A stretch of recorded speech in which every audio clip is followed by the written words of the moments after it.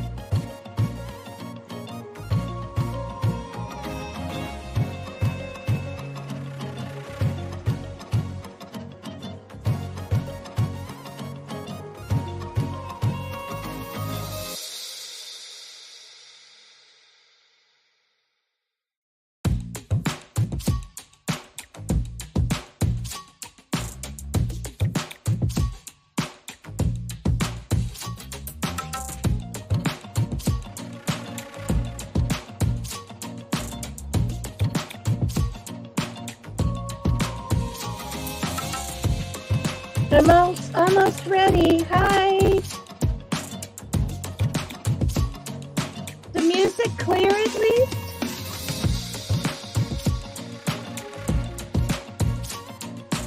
Destiny, is the music clear? Hi, sweet Destiny. Hi, Sidekick. Hi, Missy Jessie. Hi, Lloyd Boston. Hi, Barbara Smith. Hi, don't mess with me at all.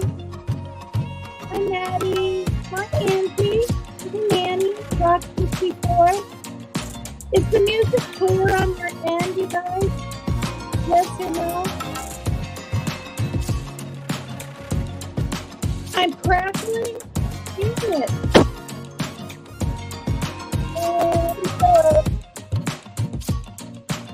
I'm going to pause it.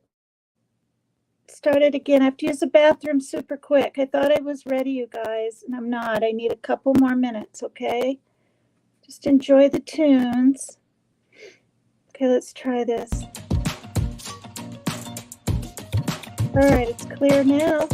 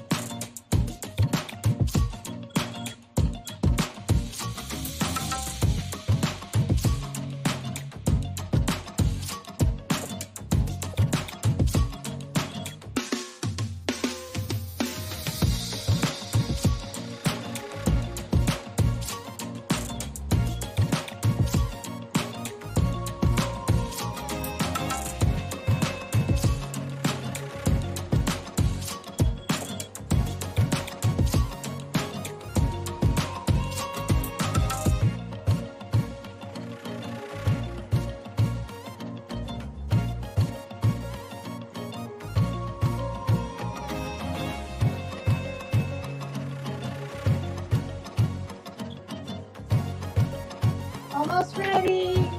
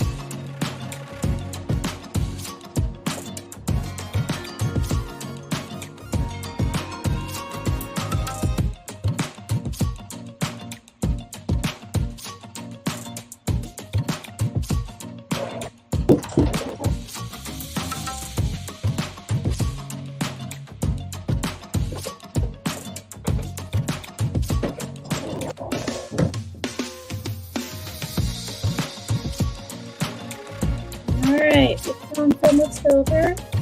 We'll start.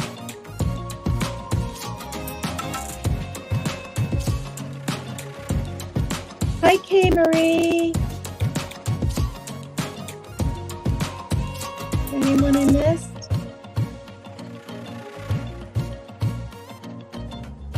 Oh, yeah, it's not cracking now. No, it's not.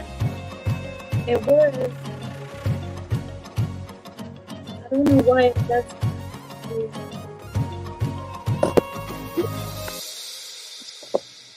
Okay, let's end that. Oh my goodness. Thank you for listening to it a few times. Oh my God, what's wrong with me? Hello, everybody. How's my sound? Hi. How's my sound? Hi, Love Metal. Hi, Shannon. Hi, Catlin. Hi, everybody. Stars above. How is it now, you guys? Had Rat, Benny, Ernie on Queen Bees. Total chaos. They were? They were? Hi, Teacup. Hi, Steffi. Thanks, you guys. Wait, I'm crackling now? Today, bro? Am I crackling right now, Destiny? Please tell me I'm not. If I am, I don't know what to do. It's scratchy. Weird. It is? My voice is scratchy right now?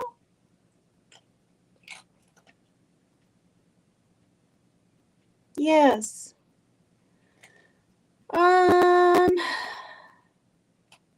Crackling very badly. Okay. The only thing I can do is reboot my iPad. And if I lose you, I'm going to have to just start over. I'm going to have to put in another title, come back in, delete this video. Can you go out and come back? Yes. Hi, Rainey. Hi, Shelley. Hi, everybody. Yeah, let me see, instead of rebooting it, if I just leave for a moment and see what happens. I'll go out.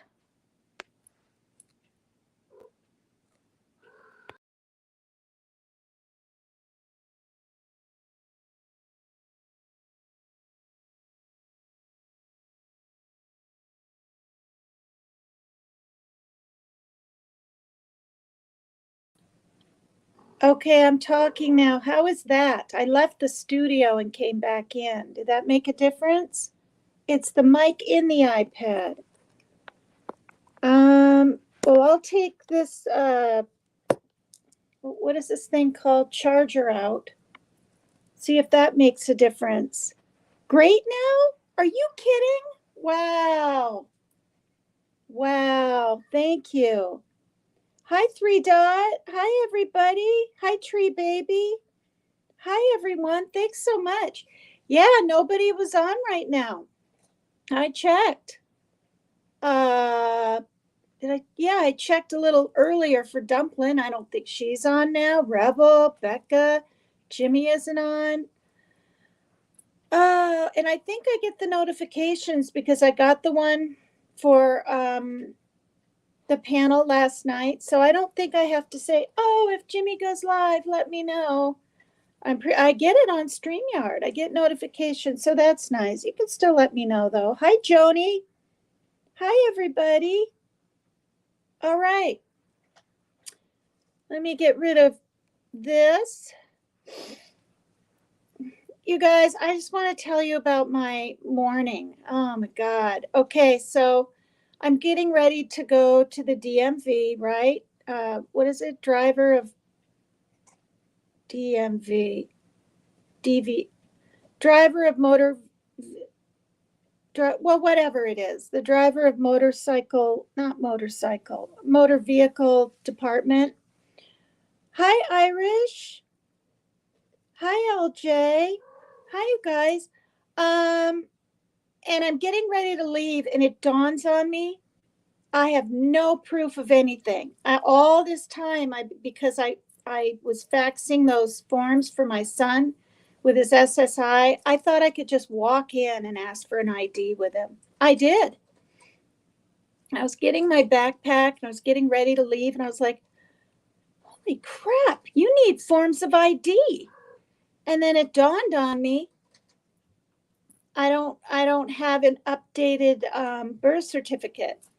So instead of going all the way out there like I did last year to get my daughter's, because I went there, is we went to the health department.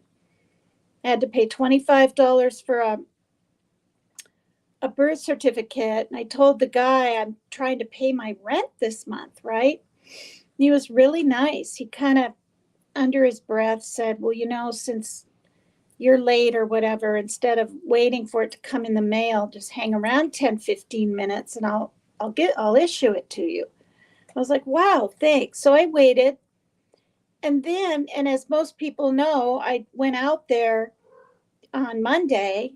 The darn place was closed. So it's getting exasperating. Plus faxing things 4 different times, waiting through holidays and whatnot to get back. I mean, this whole thing's taken all month. And so then I have an original birth certificate for my son. And this is all because his card was put on restriction because somebody tried to use it, or he didn't have it. I had it, but something happened. We never got the letter. So when we went to try to pay rent, we couldn't. His card's restricted. So now we got to prove who he is, and his ID isn't updated. So then we were going to go out there. I get in the car to now get his social security, which I thought was in my wallet because you have to have 2 forms of ID. I don't have it. I'm not kidding. I don't have it. So then I'm asking my neighbor / driver, good friend. I pay her for my rides and it helps her get out of the house. She's an older lady. Can we drive all the way back home, which is a good 10 minutes? Can I run in and get my son's social security? And then we'll go back out there. I mean, it's just an ordeal. And it's pouring rain, of course. She doesn't like driving the rain that much, I run up here and I'm looking high and low for it. I can't find it anywhere. I'm just about exasperated to my wits' end. My daughter was in here. And it dawned on me, and this is the truth of the matter, that when I was faxing things, they always have to, down at the office, they have to have an original copy every time from the card. It can't be a copy of the copy, right? I went, oh my gosh, it's at the office. Like I remembered that because I went down to get it the next day last week and it wasn't available. I walk in there thinking I'm going to get my card. In management, she's a super nice lady, I won't say her name, said, no, I was just making you a copy. And I literally said, no, I left my son's birth certificate with you. And she's like, no. And I'm like, I'm not trying to argue with you, but I did. So we finagled this in a kind way because, it's up to her to ask the owners of the apartments if I can get my $75 late fee waived because I've never been late. I've been here 22 years, whatever. Still don't know if I can. I'm not grifting, asking for handouts. I'm just telling you my situation. I spent 20 minutes in there. So meanwhile, my son's in the car wondering where I am with my neighbor to the point where he came in wondering what was going on. He was nice. He was calm. And so then I thought, well, maybe I can have an original birth certificate, but have just a copy of the Social Security, right? So she's looking it up on her internet, on her computer, and she can't even find it anywhere. I said, well, type in this and type in this. So then I'm like, okay, we're not going out there and getting his ID. I've got to find the social. And it's a big darn deal, you guys, because 2 years ago, when I would walk a little bit more and up to this the 7-Eleven and everything up the hill. I was with my kids and I bought those, I think they're called Jones soda pops, those glass pops, kind of expensive. They were in my backpack with my wallet, and the zipper was coming undone as I was walking, and I didn't know this. I had already crossed the street, and then boom, bottles are rolling down the street under cars. I'm not kidding. And I'm like, holy crap, you know? And then I noticed my wallet is gone. So I'm assuming my wallet is maybe under a car in the bushes in that area. Turns out my wallet fell out clear up by 7-Eleven, which I didn't know. I crossed the street, backtracked when I wasn't, it's a big long wallet like this. Couldn't find it anywhere because I was looking in the wrong areas. And 2 months later, I got a call from a cop. You know, it was an unknown number. I almost didn't answer it. And he said, are you missing a wallet? I'm like, yeah, 2 months ago. Anyway, it was 5 miles across town at Hagen's. So somebody had found it, maybe tried to use it. I don't know. All my cards were in there. Everything. Social Security, my son's SSI, food stamp cards, everything. So now I've got all those back, right? But in 2 months, I had already ordered, filling out all this paperwork, all of our cards, right? I'm sure other people have lost. My mic is crackling again. So cat hair on my iPad. It's crackling again. Interference noise. You can apply for another, use the receipt at the DMV. Well, I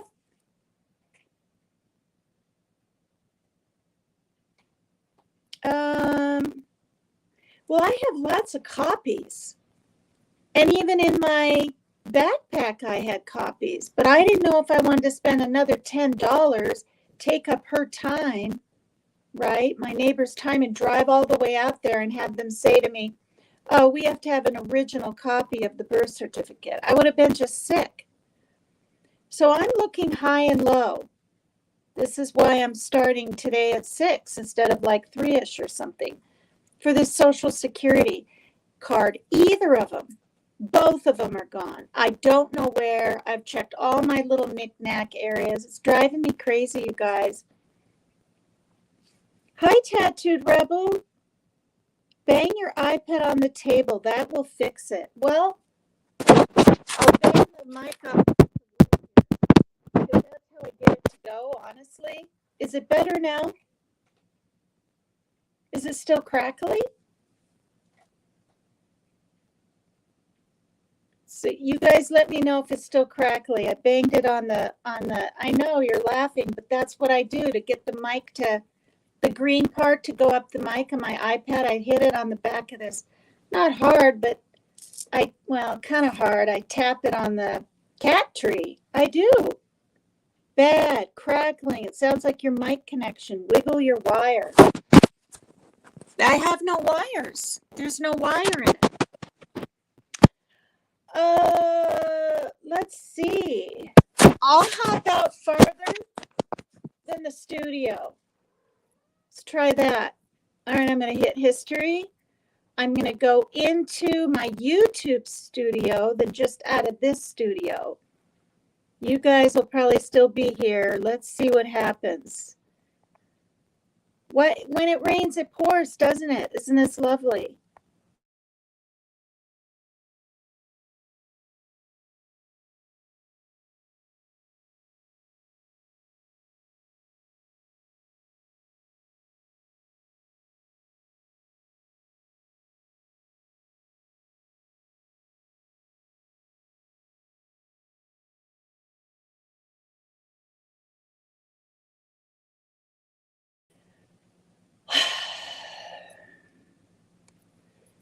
Maybe it's going to work now. Let me know if it's still crackling. Do what you did last time. That worked for a while. I jumped out of studio for a quick second. It's fixed? Are you just saying that three dot Destiny or Iris is better? Okay, this is what I did. And I'm remembering when I came in, I went straight in without making sure my mic was up. I mean, I kind of just assumed it because music was going and you guys could hear me, right? But this time I hit the iPad on the cat tree. I did. And the green came up and you're saying I'm clear? Oh my God. Okay. Geez. All right. Does anyone know? Does anybody know if I can bring an original birth certificate? You have to have two forms of darn ID. I think you do. Can I get an updated ID with either just a brand new original copy of my son's birth certificate, or do I, maybe different states are different rules, I don't know, or a copy of his social security, nice clear copy on paper, and his original birth certificate. Does anyone know? I'd have to Google this. You can, says Tree Baby. I mean, can you, if I took a cab, you guys, seriously, it'd be over $15 all the way out there and 15 back. It'd be $30. So when I give her $10, I am helping her with gas, but she's majorly helping me. Tina, go get another SS card and use the receipt. I don't want to. I just did that like 2 years ago. I mean, I have to fill out paperwork. I have to wait for it to come in, I think. I'm so frustrated. Call them for I did. That's what I did. I actually did that. I said to my neighbor, I said, "Don't move. I got some stuff to tell you. I need to make a phone call." I called. This is what happened to me on top of everything. It said you can punch in a number and put your number in and they'll call you back, or you can wait. Your wait time is about 10 minutes. I'm like, I'm going to wait. I'm waiting maybe 3 minutes in the car and all of a sudden it hangs up. Not kidding.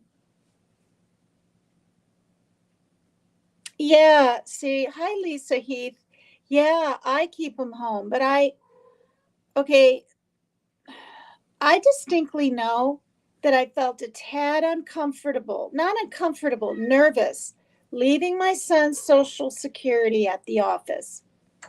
I did that so that an hour later, with the original, she could fax again, because the guy told me they don't always get their faxes right away. And I remember having that feeling, but I was like, well, it's in the office. And then she said, I'll leave it with another worker down there. I know these ladies. They're not trying to keep my card. Like, that's silly, my son's card. And I remember as I was leaving, I said, okay, you're going to give her a note or something. Yeah. Anyway, she ended up forgetting, because the very next day I was down there. It was on a Saturday, actually. So yeah, this was last Saturday, Sunday, Monday, over a week ago. And it was nowhere. And the other lady looked around the lady's desk. It wasn't anywhere. When I come in today, she says to me, no, I was just giving you your receipt, proof that it was being faxed. And I'm literally like, no, I'm not trying to argue with you. I don't even know this lady. And she was not frustrated, but she was explaining and trying to remember, and I just said, can I give you a hug? And I gave her a little hug, which I don't do. I don't like hug management and all this kind of stuff. It was that awkward. Hi, Mom Michelle. Hi, Debbie. Yeah, hit the like, please. That'll make me happy. I've had a kind of a weird day. I mean, it's just life, right? It's just life. If I can find the gosh darn original, and I have two in the house, well, I have one in the house somewhere. The other one's in her office. That's all there is to it, because I remember the feeling I had of leaving it there. Ugh, I don't know. My DMV will accept an electric bill. Oh, well, maybe they'd accept YouTube Live. Maybe they'd. Idea says car light bill 22 years where they should know you're honest. Yeah, it's not even my office, or I mean the office, it's flipping the government. I mean it's SSI. It's to prove, so he's got his disabilities right and he's socially inept and everything. I can't, they heard me on speaker going, it's the last of his social, and then they're like, she has to not say anything or we're going to end this call, blah, blah. So I wrote everything down on paper, the full address, because when he was asked the state, I said this in one of my other lives, the state, what state do you live in? He said United States. And I was really quite shocked. I went like that. I didn't say anything, but I was. Okay, so I don't know. I guess I just ranted. That's been my day so far. Not that great. What's the matter with you? I got you dry.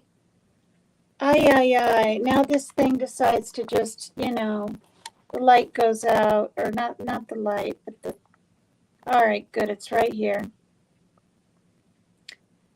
Well, maybe I can go out there with I got to try to.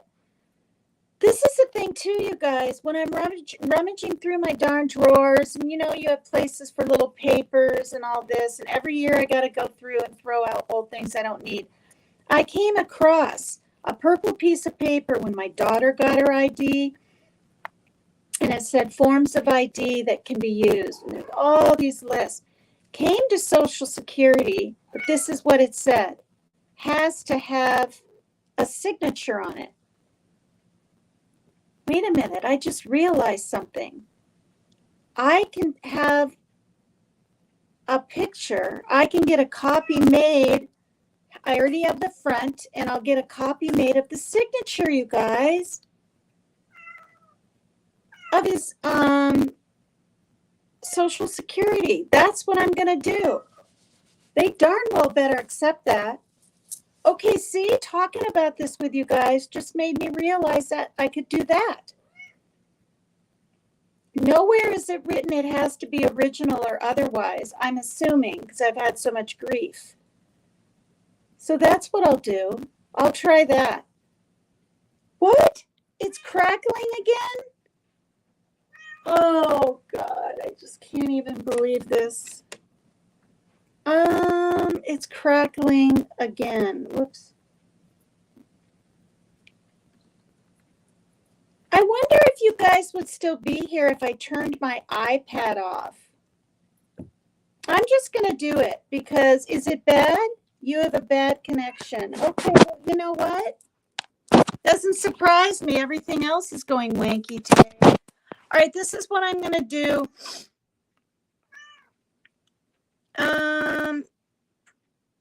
Okay, what I'm going to do. What's wrong? I just let you in a little while ago. Is I'm going to literally not end stream, but I'm going to shut my iPad down. And if I lose you all, I'll start another stream and I hope to see you. All right, that's all I can do. And go check. No, if something was unplugged out there, like a cat ran into something, then it wouldn't even be working. But I'll check that too. All right, that's what I'm going to do. Bye, you guys. Hope I see you in a few. Maybe I won't lose you. Stay here if you can.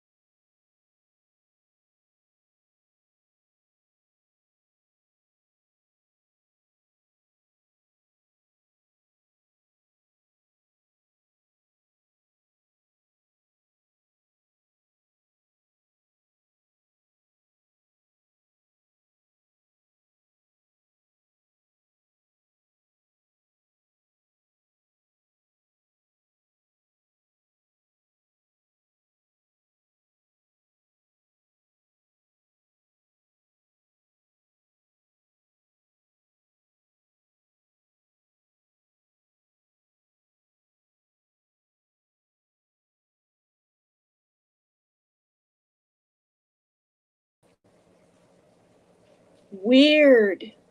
You guys are still here? Yeah, you're supposed to get the heebie-jeebies with me. Now I'm getting cold instantly. I'm hot. No, I'm not. I don't have hot flashes either for people that are assuming that. Those days are over. I'm staying. She just needs to try to come back. I'm back. I can't believe that worked. All right. Wait, is it better? How's my sound now?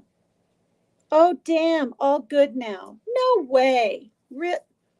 Are you sure? Mucho better. Oh my gosh. All right, let's get the heebie-jeebies now together. Oh, and guess what else? The kittens, because my bed's here, they're hopping right up on this first level of the tree. So, the cat tree. So, when I have my iPad here, they're trying to get up on here and dig their nails in. So, now I have to make sure it's upright and all these little cords. Oh my God. Hi, BH. Hi, you guys. Hi, Pittsburgh Nurse. Hi, Stardust. Now, if the kitten, see the kitten? He's on top of the fan because the window's right there, right on top. If he doesn't knock that down on my shoulder, it'll be a good day or a better day or an okay day. God. All right, so we're going to get the heebie-jeebies together. Unsolved, it is a word that took 43 minutes. Me explaining about my day, us trying to get the sound right. Lord have mercy. Hi, Tony. How are you? Hi, everybody. Unsolved is a word that will inspire different reactions in different people. Some who love a new mystery to dig into might grow obsessed with each detail that does exist. Some who prefer closure and riddles with solutions will feel an itch in their brain every time they think of a scenario with no satisfactory conclusion. Others might tremble in fear of experiencing such a tragedy or sympathy for those who have already been there. Wow.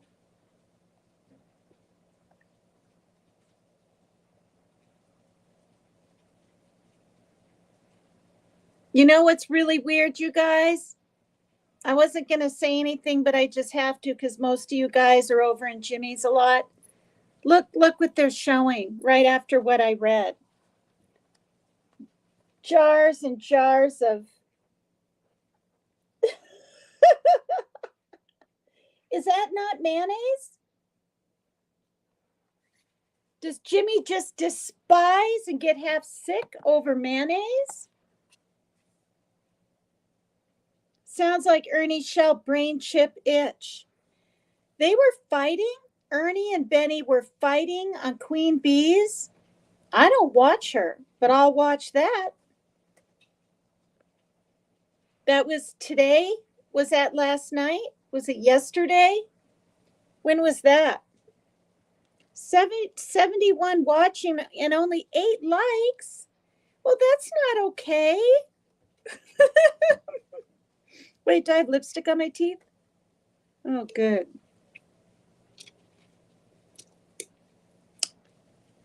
Hi, Gramazon. 55 likes. That's better than what? 8 or 7 or whatever it was. All right. So, whatever the reaction, unsolved mysteries are an obsession for many of us. It is for me, you guys. Way before YouTube and remember all those A&E, HLN? Didn't they have mysteries and stuff? There's crime shows with mothers, right? It's called Mom. I don't know, something. Oh, what was that other one? I don't want to say Orion, but Oxygen. Remember the Oxygen channel, you guys? 57 likes and 66 watching. Wow, they were bought out by China. Oh, this U.S. companies owned by China. Hellman's Real Mayonnaise. I don't know. I liked Miracle Whip, just a little bit on a sandwich. It was real sweet, but now I prefer mayonnaise. Hi, Sean B. Tina, do you have a name for us yet? Like Tina's Tribe. Yeah, I have a name. It's on my channel. It's PCT is extreme. X and then stream like StreamYard. STREAM. Extreme. Jimmy liked it. I was shocked. 3 Dave, Miracle Whip with a funny face. We are the extreme team. Yeah. Now, the other reason I chose that is quite a few times when I come up on his panel on Uncensored, he'd be like, well, now we got the Queen of Extreme, paper cutting. Mayo is darker now? Ew. You know what's really good, you guys? This jalapeno with mayonnaise. It's good. I've gone through almost a whole thing of it. Thank you, everybody. Yeah, so gosh darn it, that's on my channel. I hope I Don't Give a Sip isn't coming up anymore. That's a month of that. It'll be a month on the 27th, 3 more days. All right. Whatever the reaction, unsolved mysteries are an obsession for many of us. Heck, a large section of the podcast industry depends on it. You guys, I smell a skunk.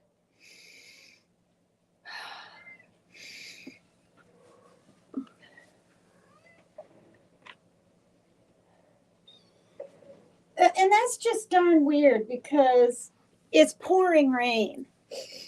You'd think it would be muffled. It's not my bedroom. My bedroom's clean. And the cage is pretty clean and all of this. Okay, where was I? Hate that.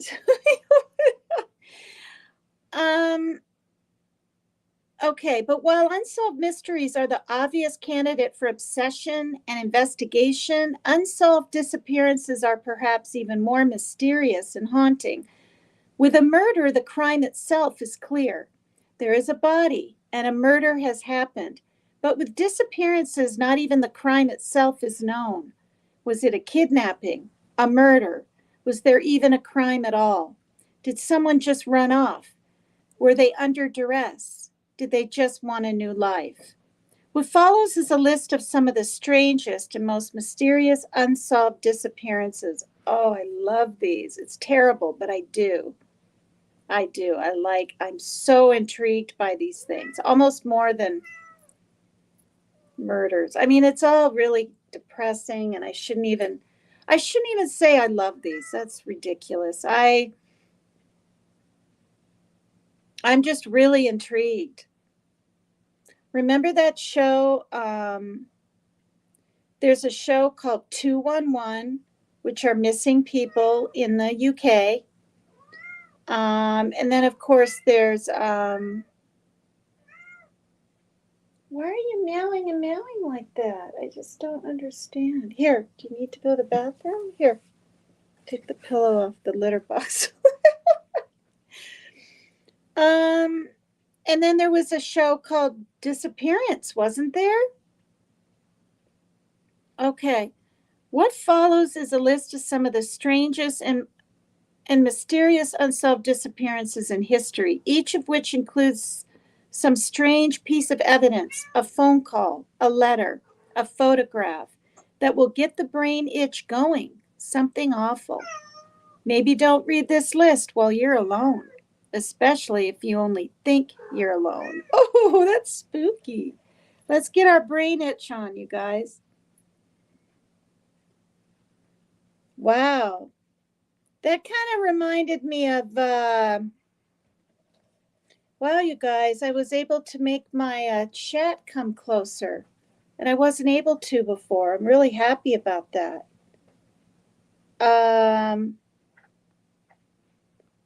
Yeah. Okay, here we go. The Solder Children. Have you guys heard of this? Solder Children. Sodder. Wait, didn't I cover this? Name sounds familiar. Maybe I covered it.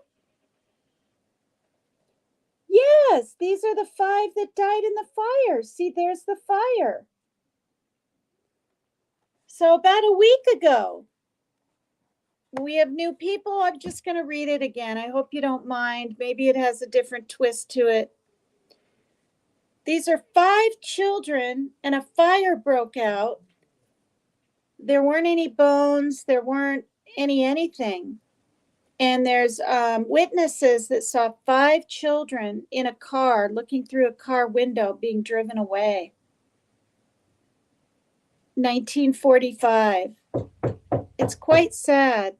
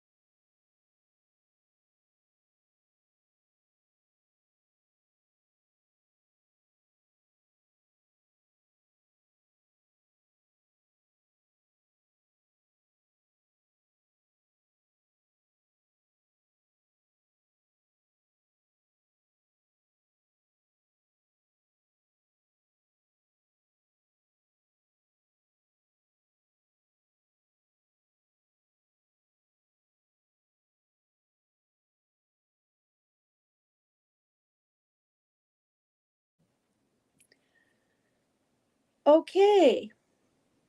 So yeah, this is a sad story. The unsolved disappearance of the 5 Solder children in 1945 is one of the strangest vanishings ever. There are so many twists and turns to it that you should definitely read this very thorough write-up in Smithsonian Magazine about it after you finish reading this, of course.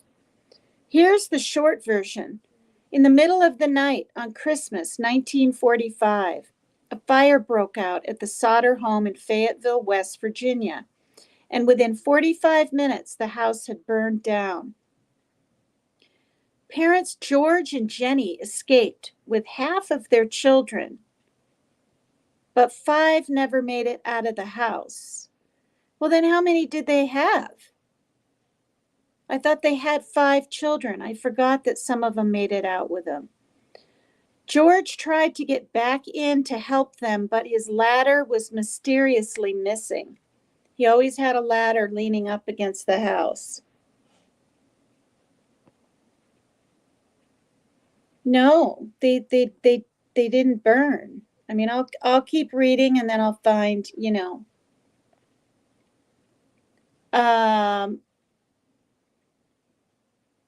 missing. He tried to drive his trucks next to the house so he could climb to the upper windows, but neither of his trucks would start. Wow. Calls, now this is what gets weird, you guys. Calls to the fire department received no response from the operator. That's just weird. By the new year, the coroner had issued 5 death certificates for the Solder children. But here's the thing. And then also in the other story I read, when the fire department was only like 1.5 or 2 miles away, that's it.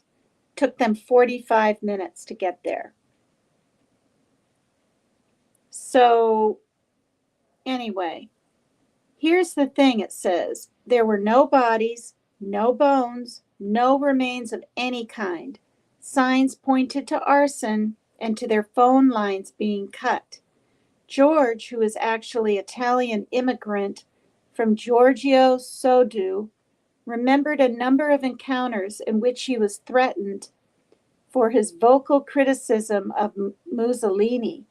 The Sodders never believed the children died, as evidenced by a billboard looking for information that stood by the highway for nearly 40 years. And really, we're only scratching the surface of the weirdness. This case is quite a rabbit hole to get lost in. So I'm going to type in Sodder children and see what comes up, because this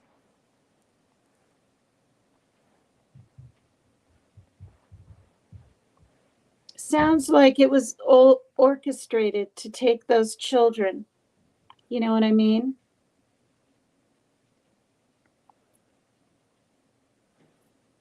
Okay, so, wow.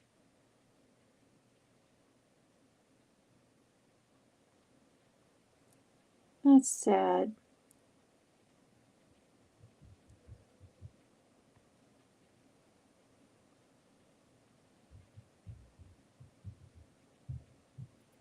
So this is, I don't know, it's kind of hard to, you know, and to think that this one's a tad more clear, a little bit anyway. Look at those little so two boys and 3 girls. Ugh.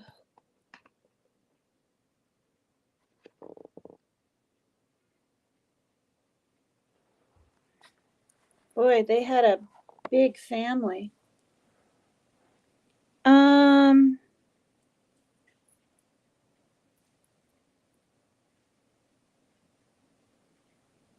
Oh, wait, 2 of the boys almost look like they were teenagers. Look at this. Not teenagers, but look at this picture, you guys.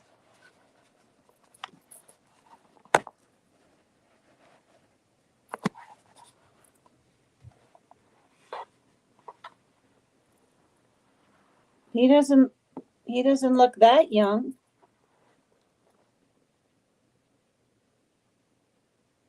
And the 2 girls above, the girl and boy there. Oops, you guys saw the parents really quickly.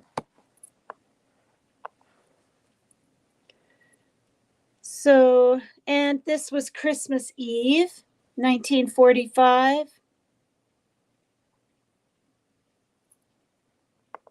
Um,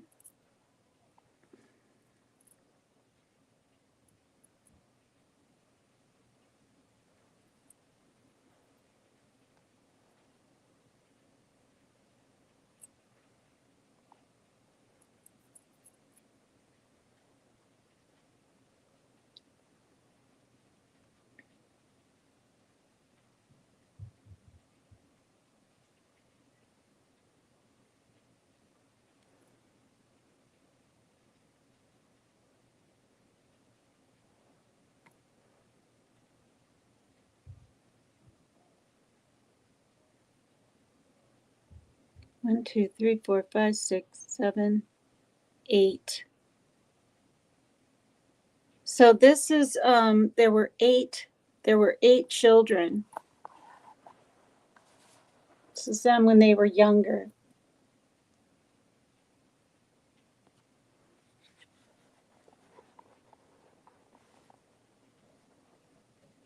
Right? 8. 1, 2, 3, 4, 5, 6, 7, 8, 9.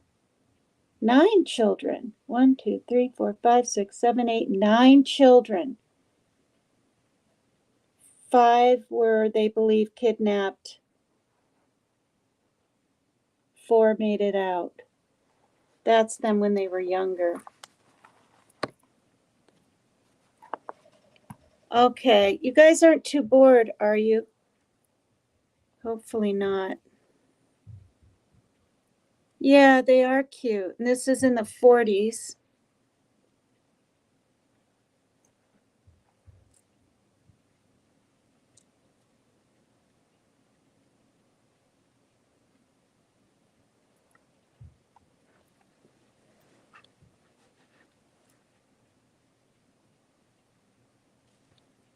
Let me see this.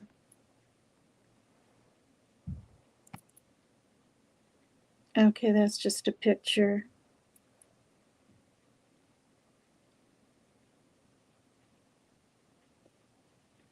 I mean, you know, I'm trying to find a little clip on it.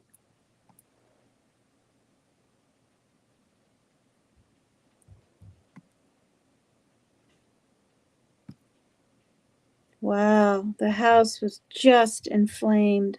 I mean, inflamed, in flames.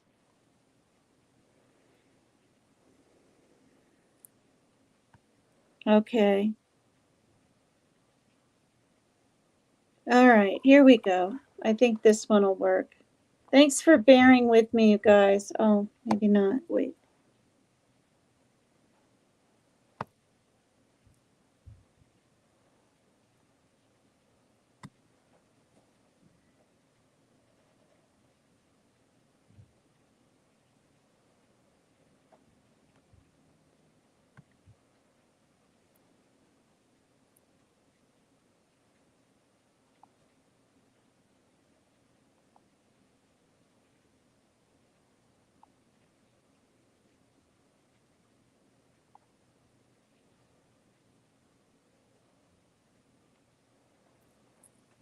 Okay. Get it together now. All right, BuzzFeed. Here we go, you guys. What am I missing here? Anything? See a 3 dot. Thanks for stopping by. Dinner bell is calling me. Yum. What are you having?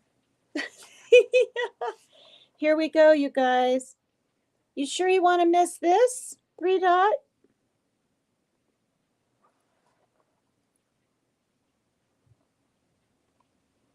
Cover the mysterious disappearance of the Solder children. You look enthralled. You look really excited. Oh, it's these two.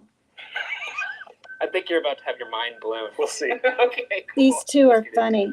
The year was 1945, on the night before Christmas in Fayetteville, West Virginia.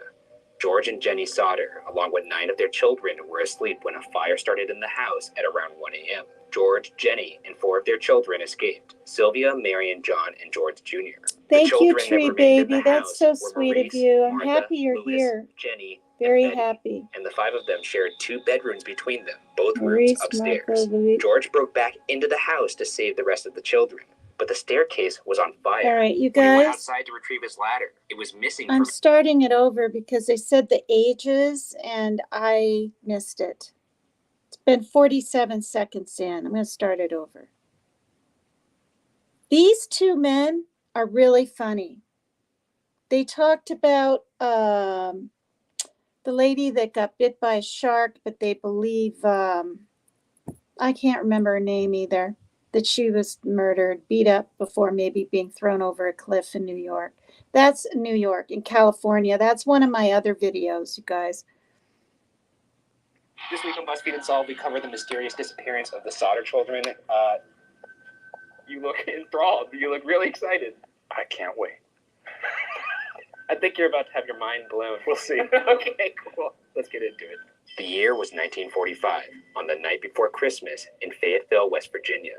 George and Jenny Sauter, along with 9 of their children, were asleep when a fire started in the house at around 1 a.m. George, Jenny, and 4 of their children escaped. Sylvia, Marion, John, and George Jr. The children that remained in the house were Maurice, Martha, Louis, Jenny, 14, 12, and Betty, 9, 8, and the 5 of them shared 2 bedrooms between them, both rooms upstairs. George broke back into the house to save the rest of the children, but the staircase was on fire. When he went outside to retrieve his ladder, it was missing from its normal spot, and both of his coal trucks, which he wanted to use to park outside and climb on top of, were strangely not starting. Don't park your coal truck by a fire. That's a bad idea. Yeah, I mean, I can't imagine there was coal in the truck Oh, at the time. okay. I'm sure it was empty of coal. Well, I don't know. It's a coal truck. He just climbs on top of a pile of coal. It's all just covered in flammable coal, jumping into a house. Bad idea.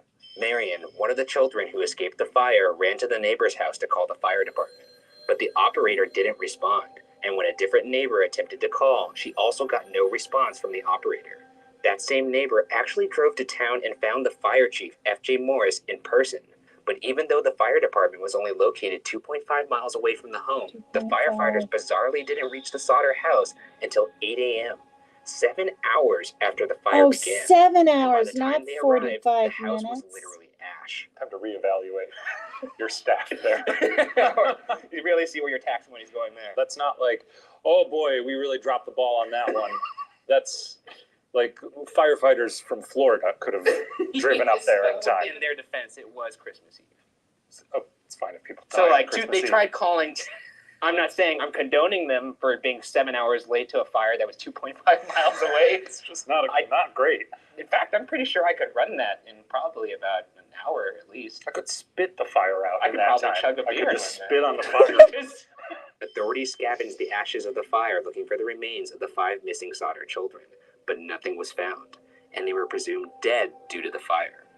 The fire chief, F.J. Morris, suggested that the fire may have been so hot that it completely cremated the children's bodies, including their bones. While that theory sounds reasonable, it is not entirely accurate, because when flesh is burned away, bones are still typically left behind, likely in fragmented form. Additionally, there was no smell of burning flesh reported during or after the fire. The cause of the fire was deemed to be bad wiring in the house, and in the week after, the Fayetteville Coroner's Office issued death certificates for the 5 Sauter children. The basement of the house still remained, and George would later use a bulldozer to cover it up with 5 feet of dirt to create a memorial to his children. Soon after the fire, George and Jenny began to suspect their children were not dead, but instead kidnapped, believing the fire was deliberately set as a diversion and not the result of faulty wiring. In fact, George had actually had the wiring in his house checked earlier that fall by the power company, which had deemed the wiring in safe working order. Who said the wiring was faulty? Somebody in the coroner's office. You'll see why they may have done this later, but anyways. But before we dig into the theory that the children were kidnapped, let's discuss George's personal history to provide some context. Ooh. George Sauter had immigrated from Italy, and Fayetteville, where the Sauters lived, had a small but engaged Italian immigrant community, a community that George was very vocal in, especially about his disdain for Mussolini, sparking a few heated debates in the community. George also reportedly never revealed why he left Italy, leading some to speculate that he may have been involved in some shady business in Italy. Many believe that either of these reasons may have led to the kidnapping of George's children. Let's examine some curious occurrences that support a possible kidnapping. In the fall, just before the house fire, a life insurance salesman came to the house, and when he saw that his sale wasn't going to be successful, he became infuriated, yelling at George, quote, "Your goddamn house is going up in smoke, and your children are going to be destroyed. You're going to be paid for the dirty remarks you have been making about Mussolini." End quote. Oh my God. Ryan, I think we've solved it. All right, well, it's been fun. See you later. I will set this house on fire, and your children are going to die. Huh. Who could it be? Who could have done this? Seems a little on the nose for me. He just listed every single aspect of the case in nice, easy, laid out House fashion. on fire. Kids are going to go up and yeah. It was like the third act of a student film when they had to wrap everything up in exposition and dialogue.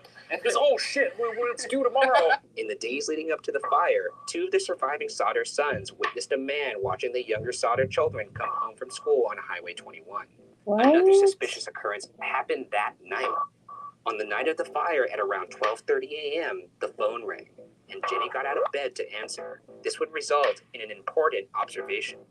Jenny noticed the lights were still on downstairs. As she started to fall back asleep, she heard a loud bang on the roof, followed by the sound of something rolling. And an hour later, she woke to the smell of smoke entering her room Oh my downstairs. God. The detail that is interesting is the fact that the lights were still on. If the fire had been caused by faulty wiring, as had been Yes. suggested, then that meant there wouldn't have been power to the house, meaning that the lights shouldn't have been working. But Jenny saw that they were on about an hour before the smoke. And later, the Sodders would claim that they saw the lights on while the fire was occurring as well. Additionally, a witness to the fire claimed that they saw a man removing a block and tackle typically used for removing engines from cars, perhaps explaining why both of George's trucks weren't working that night. Did they, as their post-mortem, did they look in the cars to see if there were engines in them? No. I mean, I don't think he removed the engines completely because it's not like he could waddle away with really heavy engines. I think maybe he just tampered with it, just pulled a couple wires here and there. Okay. This is all a possibility. It sure is. Just presenting the case there, all right? After the fire, when the family visited the memorial George had set up, Sylvia found a hard rubber object in the yard, an object that Jenny believed may have caused the loud bang that woke her that night. But even more interesting was the fact that after further inspection from George, he believed the object was a napalm pineapple bomb, similar to those used in the war at the time. God. I mean, it sounds like someone set the house on fire. Yeah, it clearly does. I think we have enough here to say. Yeah. Someone probably set the house on fire. Probably was the faulty wiring. With all these strange occurrences and not believing that the fire could have burned her children's bones to ash, Jenny began to experiment by burning different types of animal bones, all of which left remains. She spoke to a crematorium employee who told her that in cremation, bones were left behind even after bodies burned at 2,000 degrees Fahrenheit for 2 hours, and the solder home only burned for about 45 minutes. Also noteworthy is the fact that remains of household appliances were found in the rubble, meaning not everything was ash. So, clearly, there should have been bones left. Should have been bones. There have also been reported sightings of the children. One occurred that night while the fire was still burning.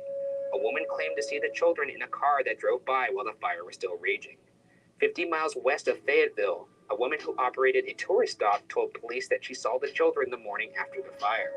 Quote, "I served them breakfast. There was a car with Florida license plates at the tourist court too." End quote. Nice of her. Yeah. At home. Giving them breakfast. Yeah, I mean, she's just... Nice to have breakfast. Okay, well, I agree. Breakfast is nice. I enjoy bacon. Agree to agree. What are we doing here? At a hotel in nearby Charleston, a woman reported seeing 4 of the 5 children about a week after the fire. Here's her statement to the police. Those poor Quote, kids. "The children were accompanied by 2 women and 2 men, all of Italian extraction. I do not remember the exact date. I tried to talk to the children in a friendly manner, but the men appeared hostile and refused to allow me to talk to these children. I sensed that I was being frozen out, and so I said nothing more. They left early the next morning." A few years later, George saw a photo of New York City school children in a newspaper, and one of the kids looked like his missing daughter, Betty. George drove all the way to New York to investigate, but once he tracked down the child's parents, they declined to speak with him. In 1947, 2 years after the fire, George and Jenny attempted to involve the FBI, who offered to help, but in a curious turn of events, the Fayetteville Police and Fire Departments both denied their offer. What do you gain in denying to help the FBI? All you have to do is give a couple interviews, maybe? What? Yeah, there's a lot of paperwork. How busy is this fire department? They're probably not that busy, but that's probably how they like it. I think there's Oh, some that's shady shit too going bad, on there, but that's just my Destiny. opinion. George and Jenny turned to a private investigator named C.C. Tinsley. Yeah. CC Tinsley's here. Welcome, Mark What'd you say? Klein. No bones, huh? Sounds like a case for So they- CC Tinsley. Apparently, they got an investigator from a time machine. They dropped her back in I'm ignoring my 1945. phone. Oh, yeah. That's not how this spoke. Yes, that's how they spoke. One suspicious revelation occurred when Tinsley discovered that a member of the coroner's jury who decided the Sodder house fire was an accident was the same life insurance salesman who had threatened George earlier in the fall. Oh my God. Put together this What? jury. The coroner? We're putting together a jury to investigate this crime. Can you wrangle up all the maybe some lunatic salesmen? By the way, Wow. is there no police officer that knows how crime works? How did not interview this life salesman, man? I don't know. Look, I'm telling you, nobody knows how to do their job in this town. It's unbelievable. So you're telling me he screamed in your face that he's going to murder your family? Interesting. Sounds like a good dude to me. I don't know what you're talking Let's about. put him on that jury. Another interesting find occurred when Wow. Tinsley interviewed townspeople about the fire. Tinsley heard a rumor from the town minister that the fire chief had been telling people that he'd actually found a heart in the ashes of the Sodder home, and that he'd hidden it in a dynamite box and buried it where the home once stood. Why does the minister tell rumors? Tinsley persuaded the fire chief to show him where it was buried, but once dug up, the heart was actually beef liver, and and had never been in a fire. Oh, darn it, I actually... it's my darn sandwich. No wonder that sandwich tasted so bad the other day. I Gross. mixed them up. Why the hell the chief did this was apparently to provide some Hi, closure to the Justice Sauter family. Jane. I guess you could say that's a heartfelt gesture. Ryan? Oh, No. shit. No. Oh, man. Heartfelt later. Nope, sit down. In August 1949, the Sauters hired a pathologist named Oscar B. Hunter, who excavated the dirt that covered the Sauter basement and the remains of the house. He found 4 shards of invertebrate and sent What? this to the Smithsonian for analysis. They hypothesized that the bones were from a 16 to 17-year-old person.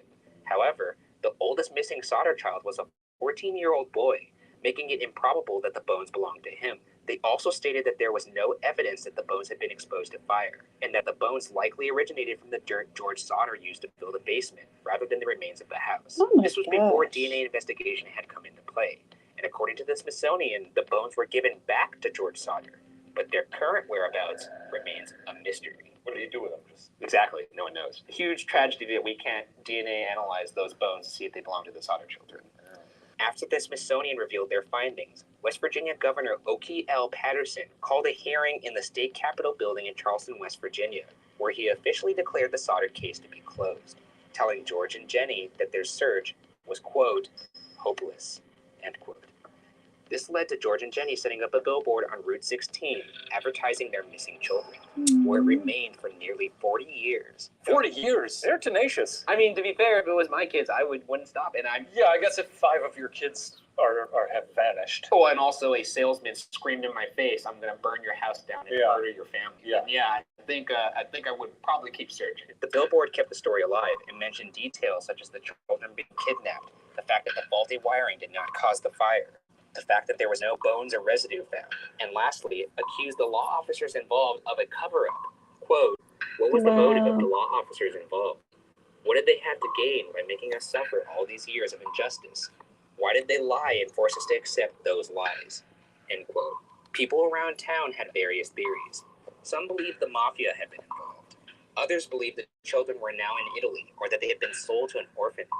The family received a letter from a woman in St. Louis saying that the oldest missing daughter, Martha, was in a convent there in St. Louis. Someone in Florida also said the missing children were living with Jenny's distant relative. And the ever-diligent George Sauter investigated all these tips, but each came up empty. Another hopeful tip came in 1968, 23 years after the fire, in the form of a photograph sent to Jenny specifically addressed to her, not the family. There was no return address on the letter, but it was postmarked in Kentucky. The photo was a man in his mid-20s. George and Jenny believed this could be their son Louis, who was 9 at the time of the fire. The man in the picture had the same dark brown eyes, dark curly hair, strong straight nose, and upwardly tilting left eyebrow. On the back, it had a handwritten note, quote, "Louis Sauter, I love brother Frankie, Lil Boys, A90132 or 35, end quote. They hired a private detective to go to Kentucky and find him, but strangely, the detective was never heard from again. I think that's the first time I've ever heard of a detective going missing. That's like a fish drowning.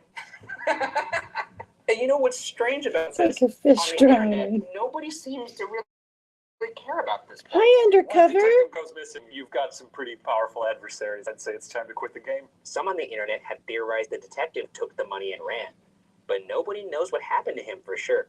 I don't think the detective would have taken the money and run, though, because if you're a private eye, unless it was if it was enough to survive for the rest of his life. Oh, that's true. Yeah, why would? Yeah, that's. He's probably built up a nice client base. He's got to throw his Rolodex. It's not like that. Like they gave him $1 million. Right, It was probably like 5,000. That's what the enough for a poster few said. sandwiches. Yeah, that's a lot. I mean, those are some big sandwiches. But yeah, point taken. George Sauter passed away shortly after in 1969 at the age of 74, and Jenny Sauter passed away in 1989 at the age of 85. Sylvia, who was 2 at the time, is the last remaining Sauter child alive. She maintains that her siblings did not die in the fire that night. Jenny Henthorne, Sylvia's daughter, told the Times West Virginian to post any information on websleuths.com. Quote, "My mom promised my grandmother that she would never let the story die. That's what my brother and I are doing now." End quote.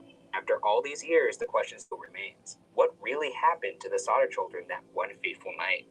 Was this truly the result of a tragic house fire? Or Were the children actually kidnapped? Hopefully, for the sake of the remaining family, all of these questions will be answered. For now, the case remains unsolved. I do think that there was some foul play at hand here. Something's going on. Someone took those kids. You think they're still alive today? Because they're still out there, I think. I believe they're. They would have to be, right? If you have a parent who ever told you that they were stolen in a fire and given a wonderful breakfast the next day, let us know. You just. Gee. I'm just glad you didn't blame it on aliens. No ghosts here, no aliens. I mean, can you rule out that they were abducted? No. That's what I wanted to hear. It kills you. Look at it. Look at your face. You can't stand it, can you? I can see your jaws clenching.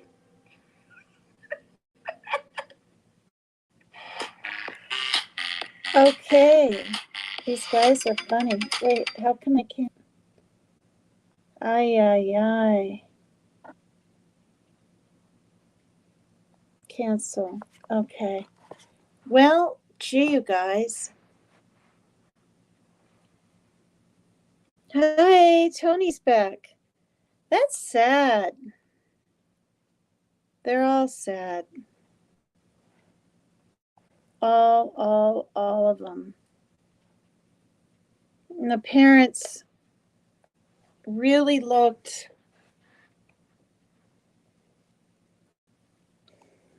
for them.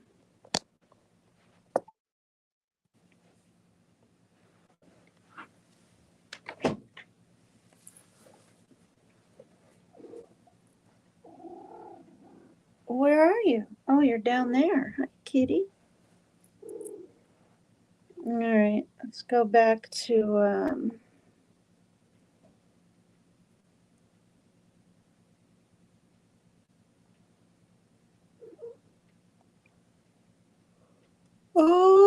hum.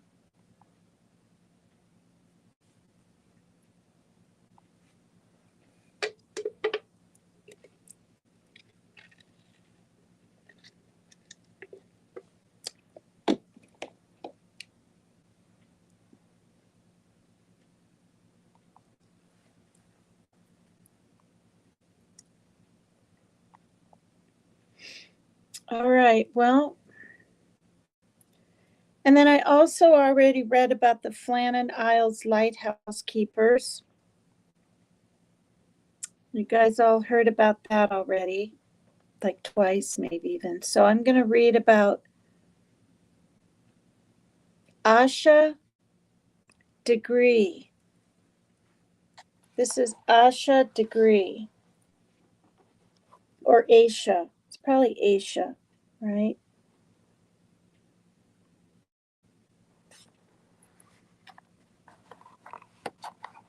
Oh dear. So I'll read this little bit and then we'll watch this little video. On the night before Valentine's Day in 2000, the night before Valentine's Day, sometime after 2:30 a.m., O'Brien Degree was awakened by the sound of his older sister Aisha's bed squeaking in the room they shared in Cleveland County, North Carolina.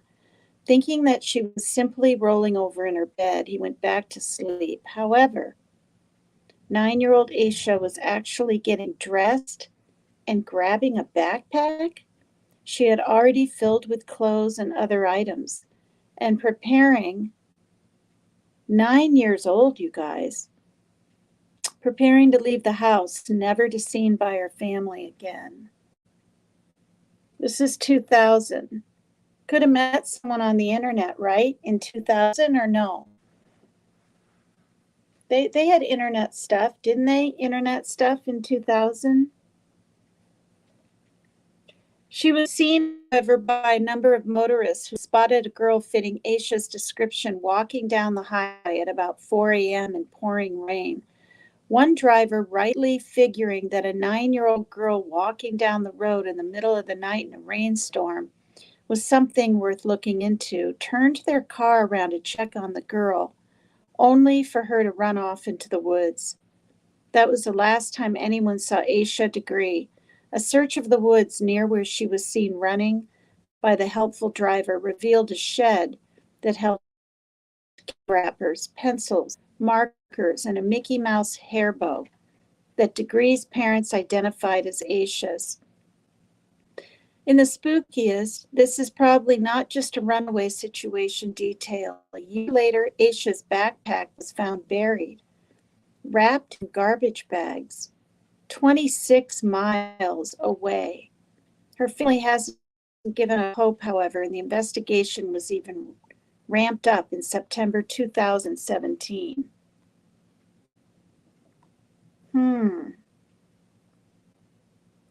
Okay, let's see if anything, there's been like an update.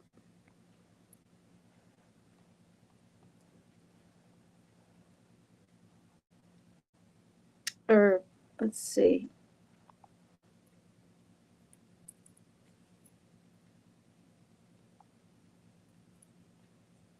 I wanted to play the little video that's here to get kind of more into the story.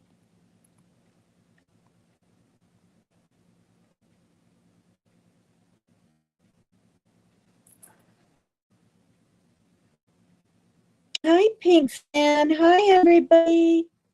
.com hit in 2000. Okay. Never left, just ain't talking. Been sick. With that weird cold thing going around. I mean, it's probably going around everywhere, but like, you know, Jimmy's sick, as we all know. And I've seen other people in chat say that something's going around. I hope it's not the you know what. Hi, Christy Lynette. Thank you for coming back over, you guys. Oh my God, my chef makes the best spaghetti with meatballs. You have a chef? Wish I had a darn chef. All right, you guys, here we go.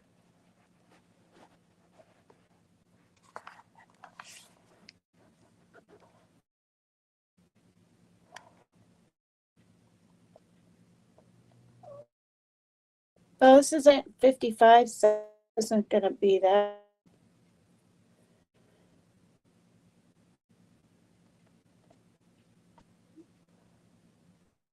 Why is it just circling and circling? Like, why do things, is it trying to load?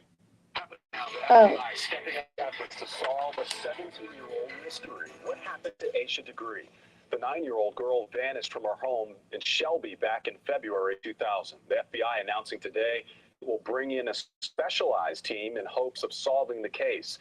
NBC Charlotte's Radberg joins us now to explain what those teams It's will do. hilarious. The team the FBI is sending here to Cleveland County from Washington, D.C. is specially trained to deal in cases involving missing children. Today, I can stand before you and tell you that we've made progress. Sheriff Alan Norman in the Charlotte FBI office asked the FBI's Child Abduction Rapid Deployment Team, known as CARD, to come to Cleveland County. They believe the case of missing 9-year-old Aisha Degree can still be solved 17 years after she disappeared. We have reason to believe that individuals in this community or the surrounding area have knowledge of or information pertaining to the disappearance of Aisha. The FBI's CARD team is made up of agents, analysts, and profilers who will take a fresh look at what happened to Aisha, who was last seen by a number of drivers who saw her walking near her home in Shelby in the middle of the night.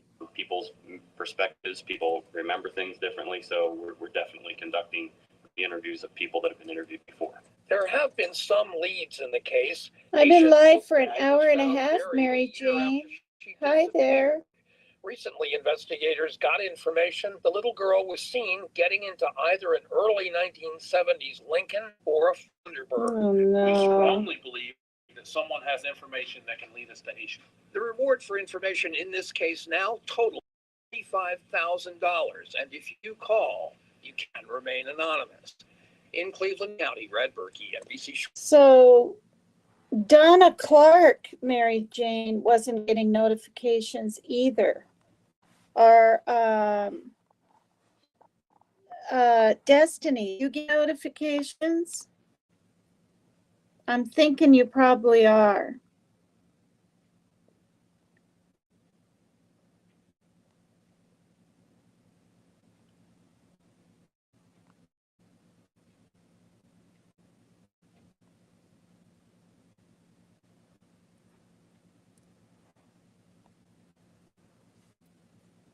Yes, I do, Tina. So I guess it's not really on my end then. I got to turn my heat on. Now I'm like really cold.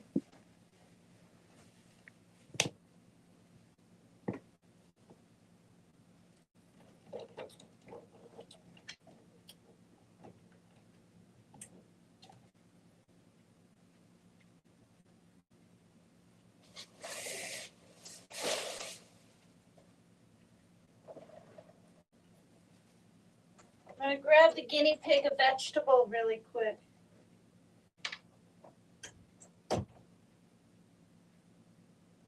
I'll preheat the oven, okay? I'm going into the kitchen anyway.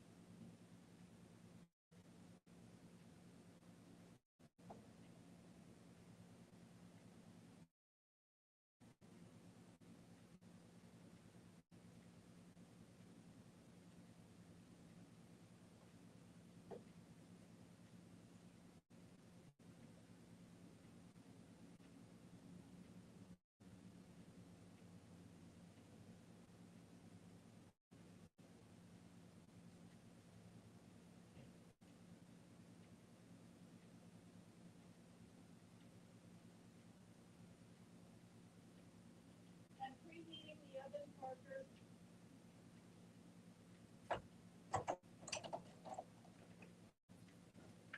Hey, I'm back, you guys.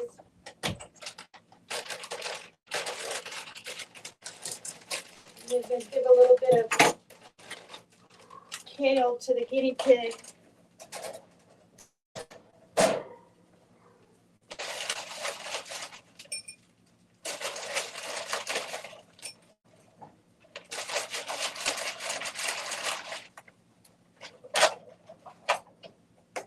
Here you go. Here you go.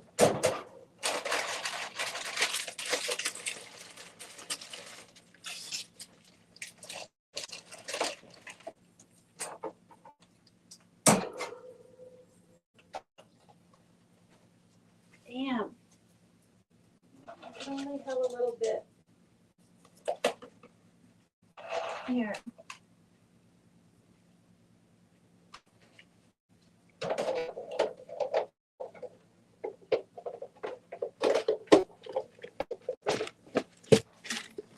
Okay. Oh, hi, Salvador Bonfilio. Hi, Groovy. Hi, everybody. Hi, Hindsight, Zero Fox Given. Thank you for coming over here. Hello, you dirty rat. Hello, hello, hello. Okay, this story is about Ambrose Bierce. This man. Oops.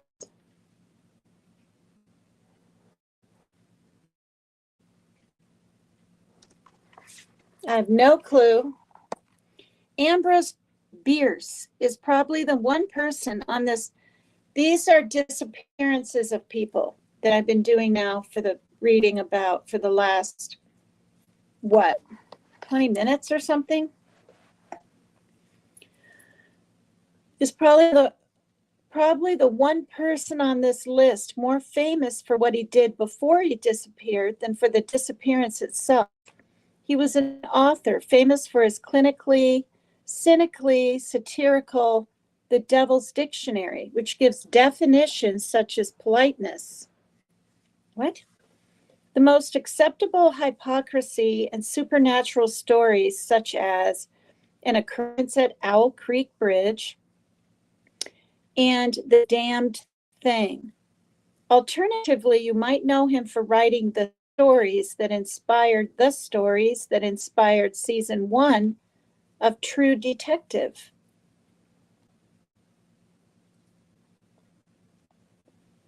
Which, I don't know, is that on TV? Is that a series on TV?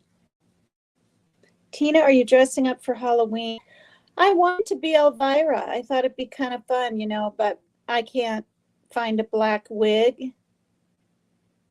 And so probably not. Probably just not. I mean, I might wear black, but yeah, maybe some extra eyeliner or something. I don't know. And then I'll ask my daughter if I'm on here, if she'll be in the living room with the bowl of chocolates and stuff, because last year I think we had 5 people. The year before that, about 32 or 33, I was counting. Hi, Gator Hater. Hi, everybody. Thanks for coming over. Please hit the like, and if you haven't subscribed, please do so if you will. Oh, what, now you out right now, Panda? When you combine his penchant for cynicism and the macabre with his history as a veteran of the Civil War, it may not entirely surprise you that he had what Tom described as morbid fascination, war, and death. It's led to him making the pretty wild decision 71 to leave behind his life in the United States to witness. Is that an O? No, it's an A.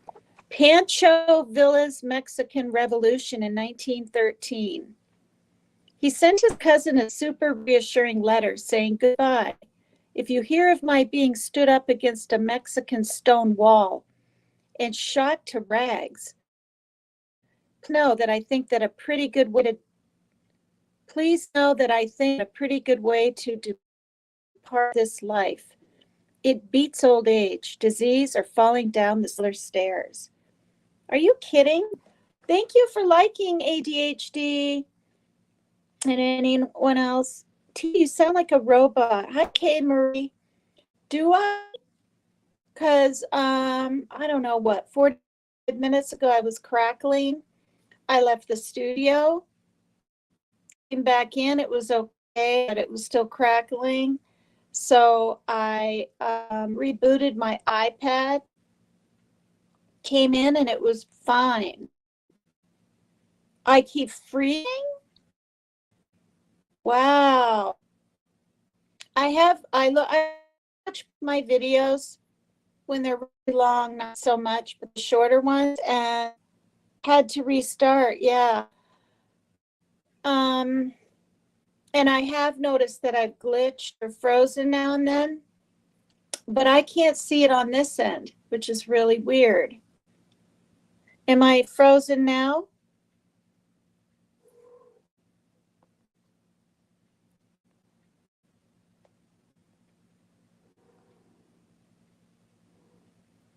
Am I, oh, maybe it's all this pouring rain. We just have downpours of rain tonight. You're frozen now. Oh, that was back. Am I still frozen, you guys?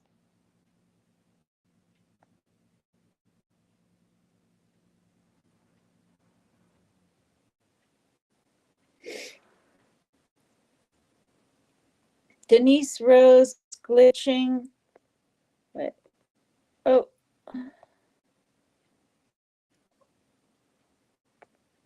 Now I'm trying to make my whole, there we, Lisa Heath, but hear you just fine. Yes, frozen. Am I frozen now? You can hear me good now, but I'm frozen. Or is it coming and going? Frozen off and on.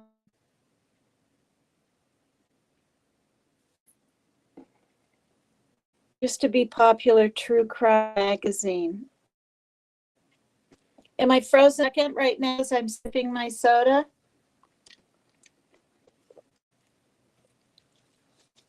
No, just look like someone left your watercolor out in the rain. I love your hair.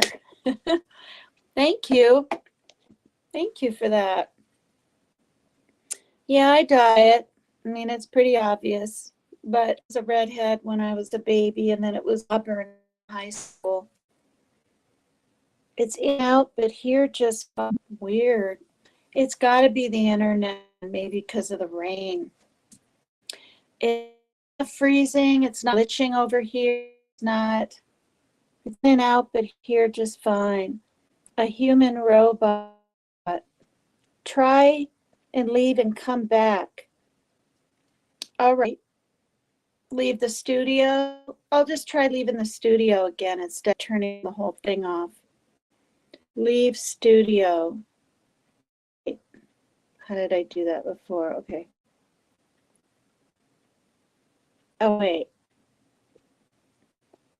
Hit that before I hit this. And I'm going to leave studio.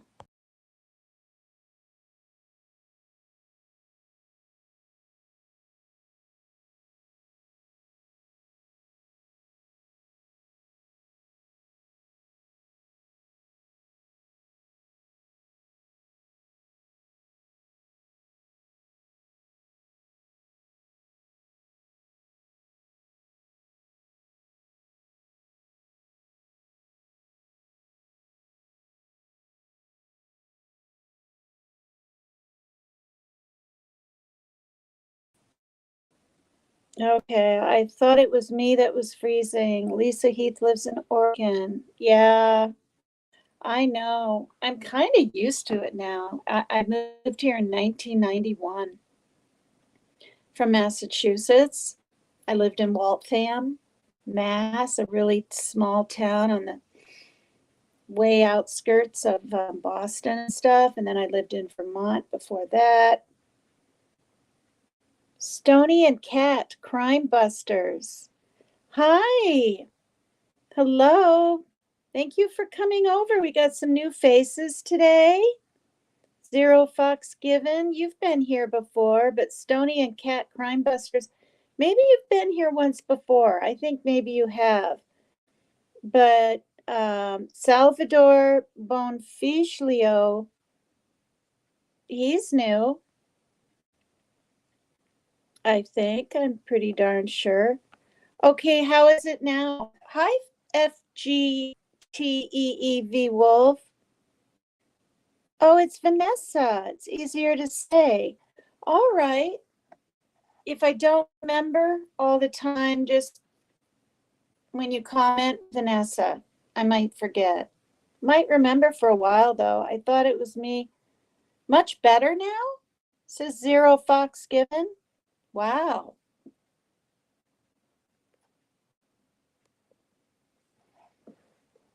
Oh, thank you, you dirty rat. You dirty rat, subscribe to my channel. Thanks, you guys. Yeah, I'm pretty excited, you guys. I think, well, you guys can check, but I think I was at 860 when I started. So I might be 861 now. I think in 2 or 3 days, I'll be 900. Hey, Malin Cup, you are a newbie here. Thank you. How did you find the channel? Is it through, Dolly Vision or word of mouth, or I'm curious. Hi, Gator Hater. Better just a tiny glitchy. The video is chopped. The audio is so-so. That sucks. When I watch this back just now, you mean the last 10 minutes, not the whole darn thing, right? Hi, Moto Mom. 862, says Malin. Wow. Really happy about that, you guys. I was 840 or something yesterday. So I'm, I roughly eat almost 30 a day. Hi, Robin Barber. Hi. So it's not clear? It's all kind of fuzzy? Is it bearable? Is it just a little fuzzy, glitchy? Hi, Christy Kids. I think this is a new name, or have you been in here before? It's my short-term memory. I can't remember like I wish I could. Hi, Strawberry Granny. Hi, everybody. Thank you so much. All right, tell me, yes, beautiful people. What is it like now? My voice is okay, but the pictures, what's the word? Sound's all that matters. Keep going. Destiny, very glitchy. I sound like your kindergarten teacher. That's so funny. Tony says tolerable. I've been here. I'm Dolly Vision too. Okay, wonderful.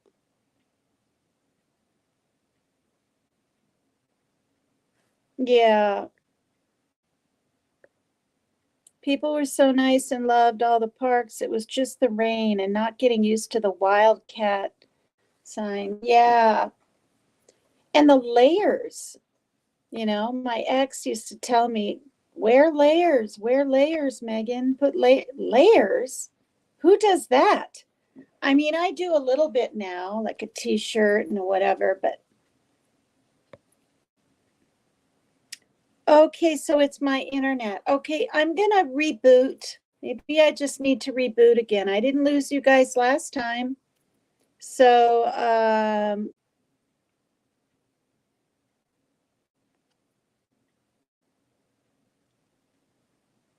ADHD says sound is perfect. Video is good now too on this end. Oh, you're back on the East Coast where you belong, Lisa? You're good with sound, just occasionally blurring. What a bummer. I hope it's just the rain. My iPad is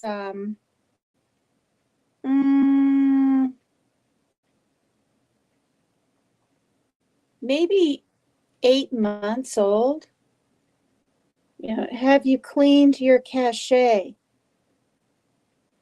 What is that? Are you talking to me or someone in chat? Good on this end. The picture too, Christy? The picture and the sound? 3 dots getting restless. Just keep going, he says. See? Where is he?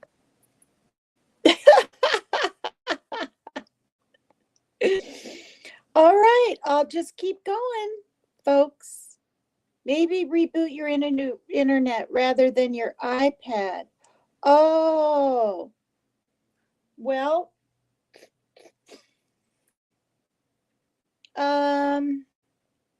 yeah, I actually could do that. No, then I'll lose this.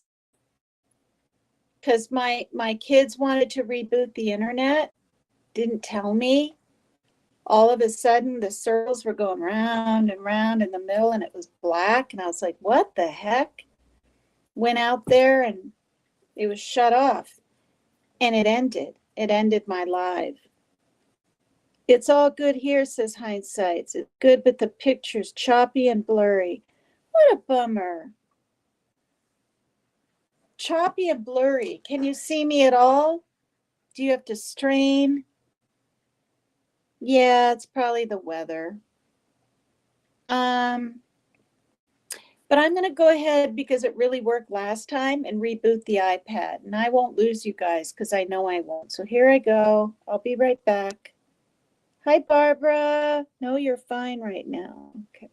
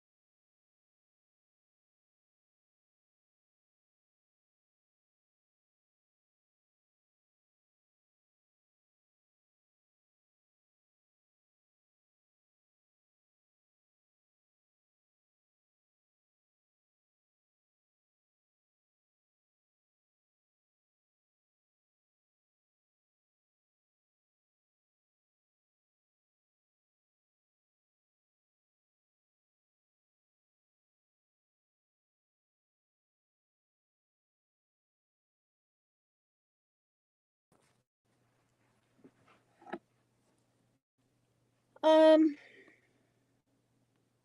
I'm back. Can you guys hear me?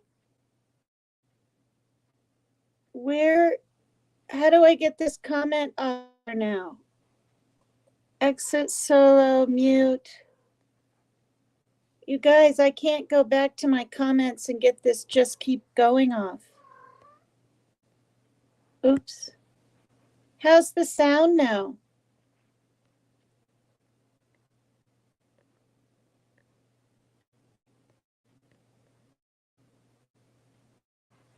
All right, well, this is going to have to just stay here. Just keep going because I can't hit on the comment. Unless Destiny, you can. Are you able to stroll back on your end and find this just keep going and delete his comment? I know you won't, but don't accidentally block him. Just delete the comment. If you can't and it's too far back, then it just is. Because I can only go back a little bit. Destiny, no, I can't. Okay, sound is fine. All right. They're cooking, Parker, and I set the alarm.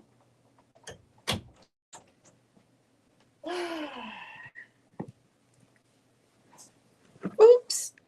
Look at these babies. Look at these babies, you guys.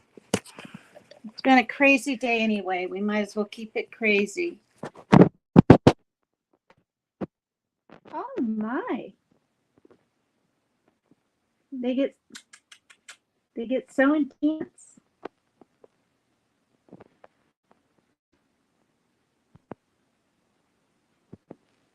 What you doing? When did their eyes change from blue to something else? See, look at. I brought the little red teddy bear out. They like to crawl in that green. I thought it was a turtle, but it's not. I think it's a snail. And then there's a little ball inside this. Let me show you guys this. Wonder if I can make this bigger. Exit solo layout. How do I make it bigger? The screen.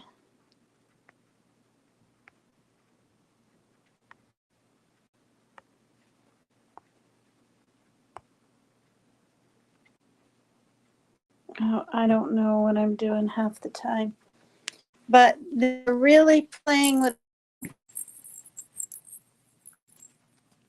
Is that the cutest? Wait, there it is. See the. Oh, stupid hand is in the way. See, it's got. Sorry, you guys. See? That thing moves. See? Oh, all right. Getting more.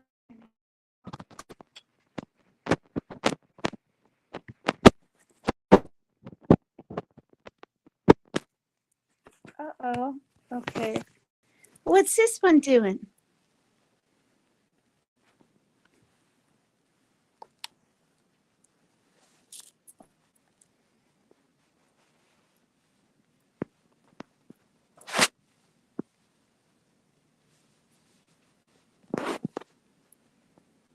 What you doing?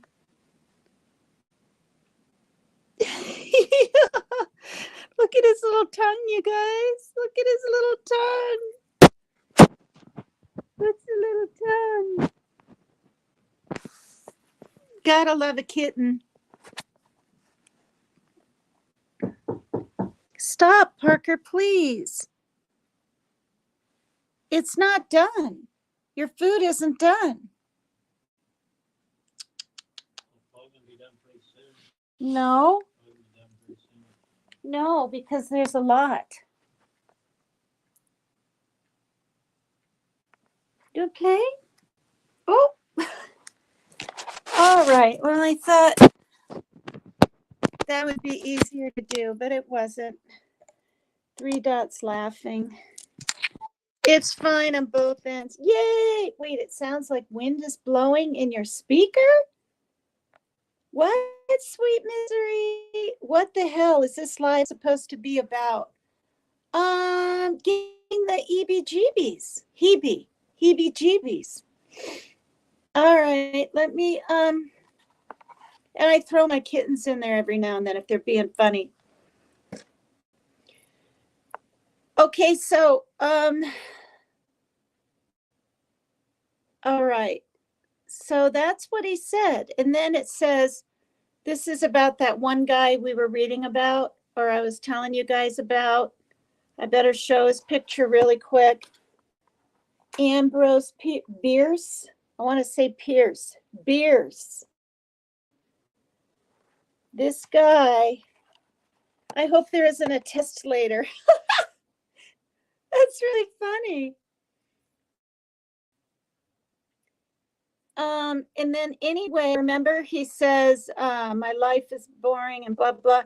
He was never heard from again once he set out for Mexico. Some believe he was killed in the siege of Ojinaga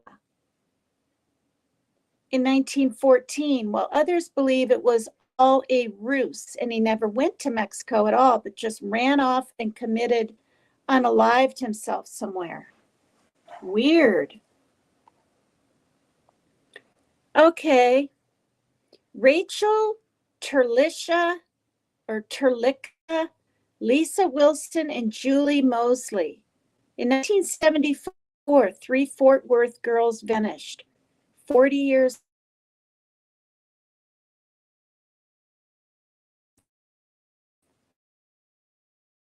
How long is this?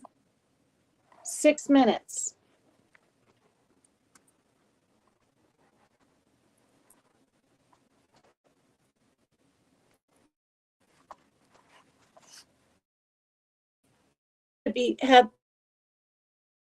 Ooh, my picture just went out. You're not messing with things, right? That's the weather. Go feed your kid. No, I am. Stuff's cooking in the oven. Oh, what's happening?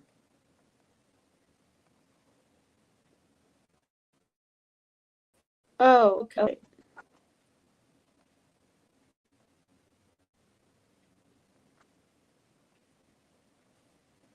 Why is there no sound, you guys?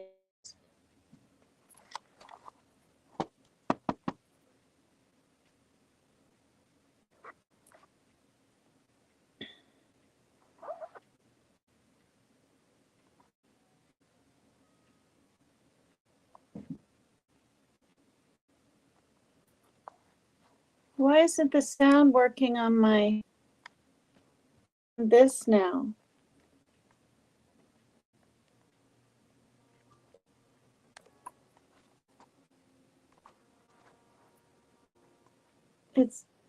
It's on, but it's very faint.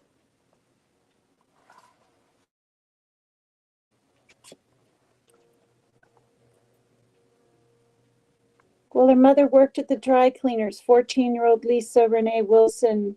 Days before Christmas, she arrived wearing red, white sneakers and a pale yellow green shirt, reading. That 1974 morning, special when 15-year-old gave her proud ring and vowed to love her forever. What?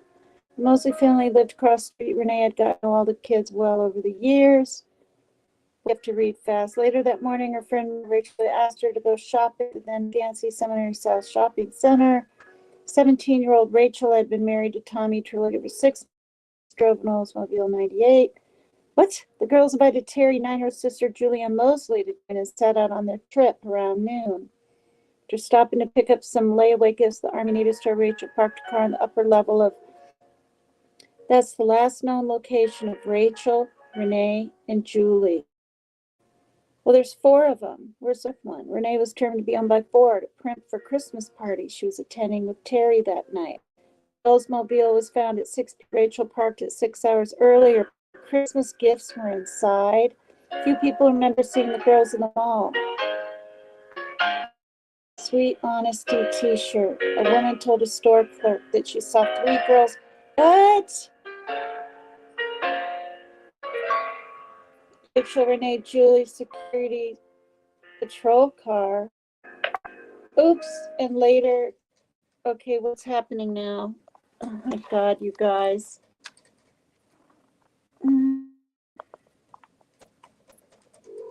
Good griefers. I was trying to turn it down a little.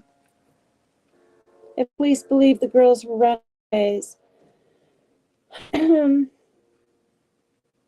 The next day, a letter arrived at Tommy and Rachel's home addressed to Thomas, which Rachel never.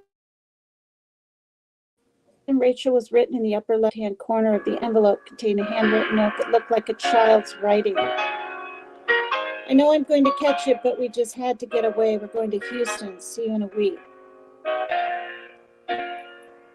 Rachel's name, second E, but the writer went over it in to make it. Oh, yeah.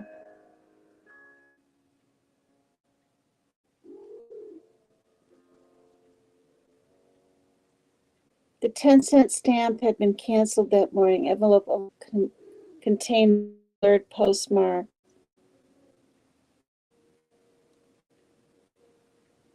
Mm-hmm.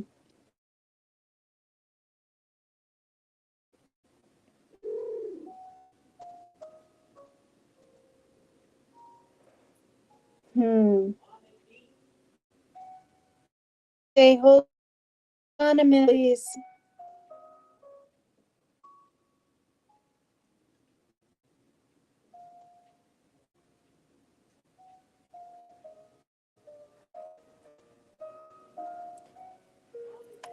Go see if they're done enough.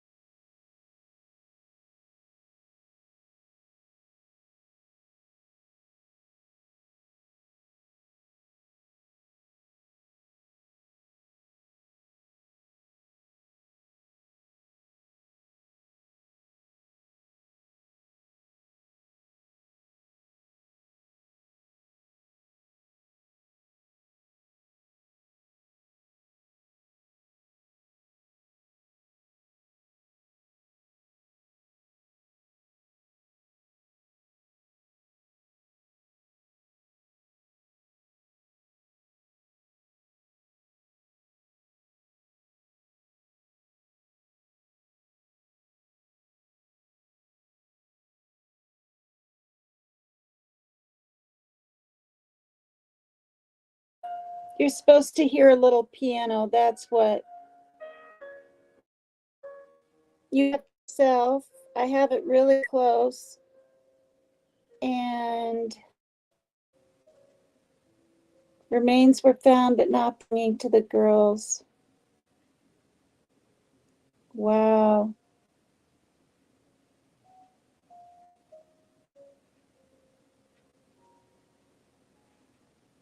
Those are the girls missing.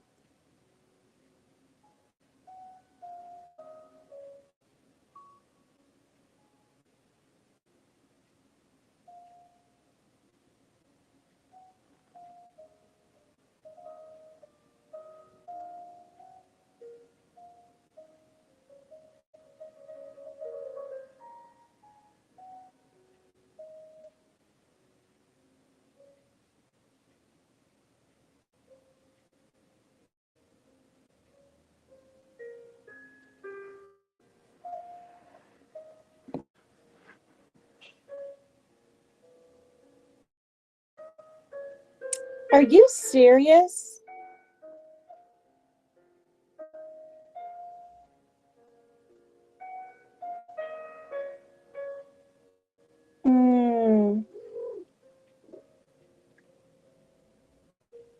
Yeah, video is just word pay with piano music.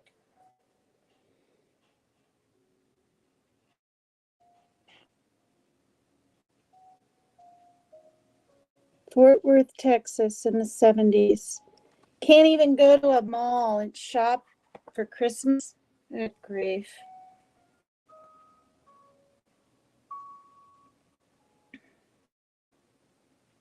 They're having pizzas, 3 Dot. And I'm gonna have a soup later. Ruh-roh. Okay, well that's gee.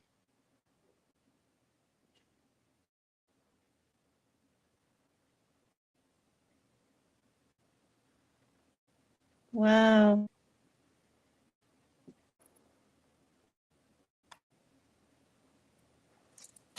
Sorry, I didn't know it was gonna be like that.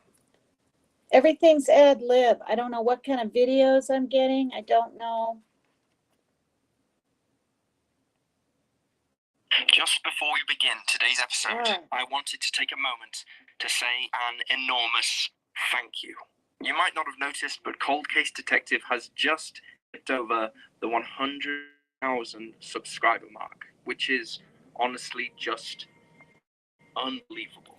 Let me Every see like, which one. every comment, every sub,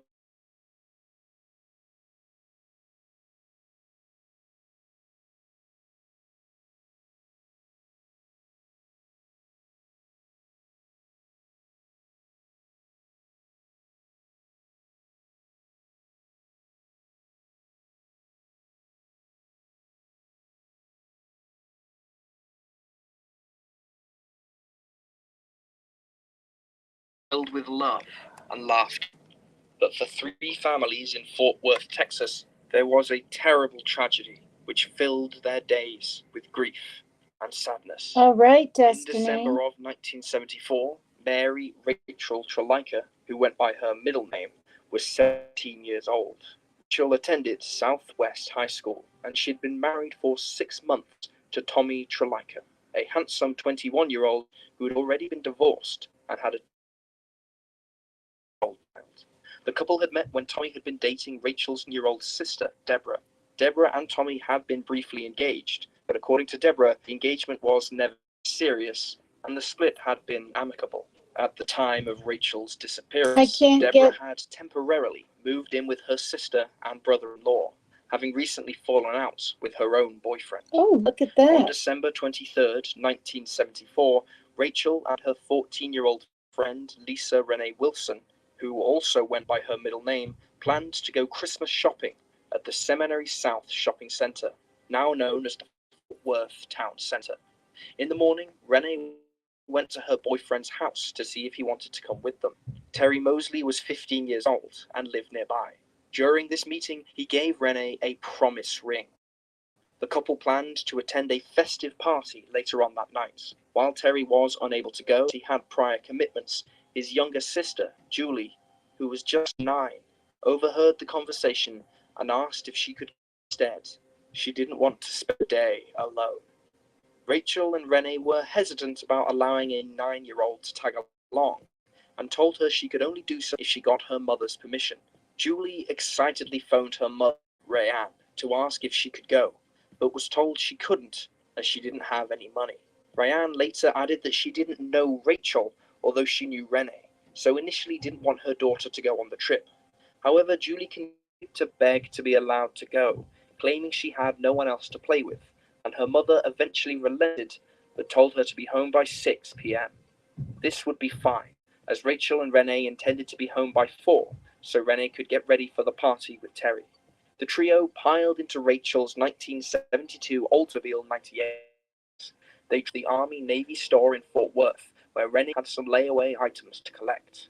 They then carried on to the shopping center at 4200 South Freeway in South Fort Worth. From this point on, however, the details of what the girls did becomes hazy. When none of the girls arrived home, their families quickly grew concerned. Some remained home in case the girls showed up, while others headed to the shopping center. Around 6 p.m., Rachel's Oldsmobile was discovered, locked, parked in the Sears upper level parking lot. It looked as if it had, at some point, made it back to the car, as there were a few gift items inside. The family waited by the car all night, desperately hoping for their return. However, the girls never came back. The next morning, the Fort Worth police were informed about the disappearance, and a search to locate the 3 girls was launched. Searchers combed through hundreds of back roads, creek beds, country roads, and the Texas brush, looking for any sign of life, but it never came. It didn't take long for the case to be handed over to the Youth Division of the Missing Persons Bureau, but the girls, for some reason,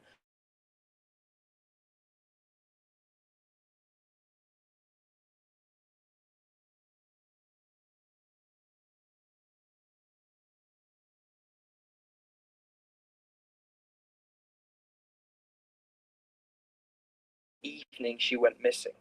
Despite their frustrations with the authorities, the families of the missing trio handed out flyers and contacted newspapers across the country, desperately seeking help. This led to the case being well publicized, and tips and witness statements began flooding in. Around this time, a store clerk came forward to claim that an old woman had told her she had witnessed the girl being forced into a pickup truck near the Buddy's grocery store at the mall. The truck was never found, and neither was the witness, so the story could never be verified. The eeriest clue, however, came on December 24th, 1972, just one day after the girls went missing, when Rachel's husband, Tommy, received a letter in the mail. It read as follows, quote, "I know I'm going to catch it, but we had to get away. We're going to Houston. See you in about a week. The car is in the Sears upper lot. Love, Rachel." The letter was written in ink, while the envelope had been written on in pencil, and the sheet of paper was much wider than the envelope. The name Rachel was written on the top left corner of the envelope. But that's not all. It was addressed to Thomas, despite the fact that Rachel always called her husband Tommy, and it looked like Rachel's name had initially been misspelt. The L in her name was written as a lowercase e, and then gone over again to be corrected to an L. Neither Tommy nor Rachel's other family members believed that the 7-year-old had written the letter. The main clue gathered from the letter was the postmark, which contained no city, only a blurred postcode. It looked like it had read, quote, 76083, but that the 3 appeared backwards, possibly by a hand-loaded stamp, or perhaps it was a partial 8. It is assumed the postcode is either 76083, which leads back to Eliasville near Throckmorton in Texas, or 76088, which is from Weatherford in Texas. Despite this information, no new leads appeared to emerge. During the 70s and 80s, the letter was subject to handwriting analysis. Even the FBI looked at it multiple times, but each time the letter was examined, the results came back as inconclusive. Reportedly, a week after the letter's arrival, the police told a local newspaper that the handwriting had been verified as Rachel's, but she may have been forced to write it. Then, in 1978, 6 years after the disappearances, police refuted these claims, stating that the results were inconclusive and always had been. By the spring of 1975, the family were growing frustrated by the efforts of the police and hired a private investigator named John Swaim. In April that year, Swaim and 100 volunteers went to the Texas city of Port Lavaca to search under bridges after he received a tip that the girls had been killed and dumped there, but no evidence was found to indicate that this was true. Later that year, in August, Swaim discovered that a 28-year-old man was making obscene phone calls in the area, and that this same man had worked for a South Fort Worth store where Rachel had applied for a job just before Christmas. Reportedly, this man, whose name does not emerge in online articles, had been abusing his position, gathering the information of women who had applied for jobs there, or who were listed as references on job applications. Good 6 grief. women who had handed in job applications were receiving the lewd phone calls. It's also noted that this man lived in the same neighborhood as Rachel's parents, but he moved away shortly before she married. Although this seems like a promising lead, nothing ever came of it, and the man was never linked in relation to the trio's disappearance. Also, in 1975, a young man claiming to be an acquaintance of Rachel's said he saw the trio in the record department store in the mall on the day they vanished.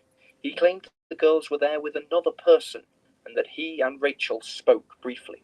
Around this time, women's clothing was located in the Justin area of Texas, but the items were found to not belong to the missing girls. A year later, in 1976, 3 skeletons were located in a field outside Alvord, Texas, by an oil drilling crew. The PI, Swaim, did have the remains compared to X-rays and dental records of the missing girl, but no match was made between them. It was later found that the remains were of 2 females and 1 male, aged between 15 and 17. Jeez. In March of that same year, a psychic called one of the missing girls' family members and said that they could be found near an oil well. Desperate for any potential lead, searchers focused on a small oil drilling community named Rising Star, but this turned up nothing. Just a few short years later, in 1979, the case was plunged into darkness Thank again you, when Deb. John Swaim died of a drug overdose, thought to have been brought on by his failing marriage. The death was ruled as suicide, and upon his death, he had ordered that all his case files be destroyed, and so were. In the spring of 1981, police were called to a location in Brazoria County, Texas, when human remains were found in a swampy area. After a month of investigation, it was discovered that the bones did not match those of the missing trio. That same year, a witness came forward to claim that he saw a man in the parking lot of the shopping center forcing a girl into his van, but the witness was told by the man that it was a family dispute. This story was never verified by authorities. After this, the case grew cold. In 2001, it was reopened and assigned to a homicide detective who believes that the girls left with someone they trusted and that more than one person was involved. In April of that year, a man named Bill Hutchins came forward. He was a security guard for the shopping mall's Sears outlet at the time of the girls' disappearance. According to Bill, he was working the late shift on December 23, 1972, when another guard in a pickup truck appeared around 1:30 p.m. The two exchanged harsh words, although it's unknown why. Bill reportedly saw 3 girls sitting in the front seat of the truck, with the youngest sitting next to the driver and the oldest sitting next to the door. The man apologized for his language and drove off. Bill noted that the 3 girls were smiling and laughing and appeared to be there voluntarily. He claimed to have reported it at the time, but that no one ever got back to him. In the 2001 reopening of the case, however, this sighting was investigated, as was the other security guard who denied having anything to do with the girls. It was revealed that multiple people were being investigated as a part of the girls' disappearance. The most recent development in the case came in 2018, when 2 cars were pulled out of Benbrook Lake, Texas. The cars were suspected of having some connection to the trio's disappearance, but no forensic evidence was linked back to the girls. Several articles mention a 3rd car, also submerged in the lake, which is being looked into, but there has been little to no information or updates since. During the 1990s, Rachel's brother, Rusty, gained a lot of attention when he and a private investigator named Dan James began working together. In 2000, the pair proposed the idea that Rachel, and Rachel alone, was still alive, and that she visited Fort Worth every Christmas. Dan James added that someone was, quote, shrouding and manufacturing evidence to keep her away. Rachel and Rusty's mother, Fran, blamed the PI for, quote, poisoning Rusty's mind, and Rusty fell out with his family due to his strange behavior and obsessive need to try and solve the case. He even demanded that his older sister, Deborah, take a polygraph test. A tragic example of the way these cases tear families apart. Fortunately, however, in recent years, the family has reunited. In the days following his wife's disappearance, Tommy put up a $2,000 reward for information leading to her whereabouts, but after a year, he left Fort Worth, took up a supervisory role at a Texas water company, and remarried. Renee's father continues to search for answers, although her mother, Judy, died in 2015 without any. Julie's mother also passed away in 2013 without ever knowing her daughter's fate. If alive today, Rachel would be 63, Renee would be 60, and Julie would be 55. If you have any information about the fate of these three girls, you can contact the Fort Worth Police Department at 817-469-8477. And there you have the facts. 2 unsolved eerie cases with strange letters. I just played the one. Wow.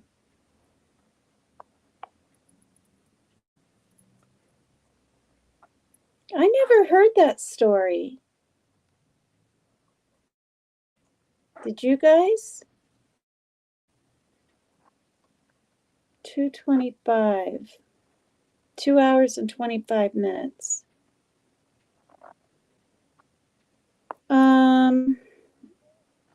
Oh.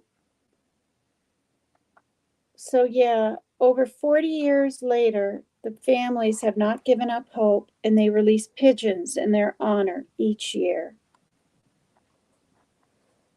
for those girls.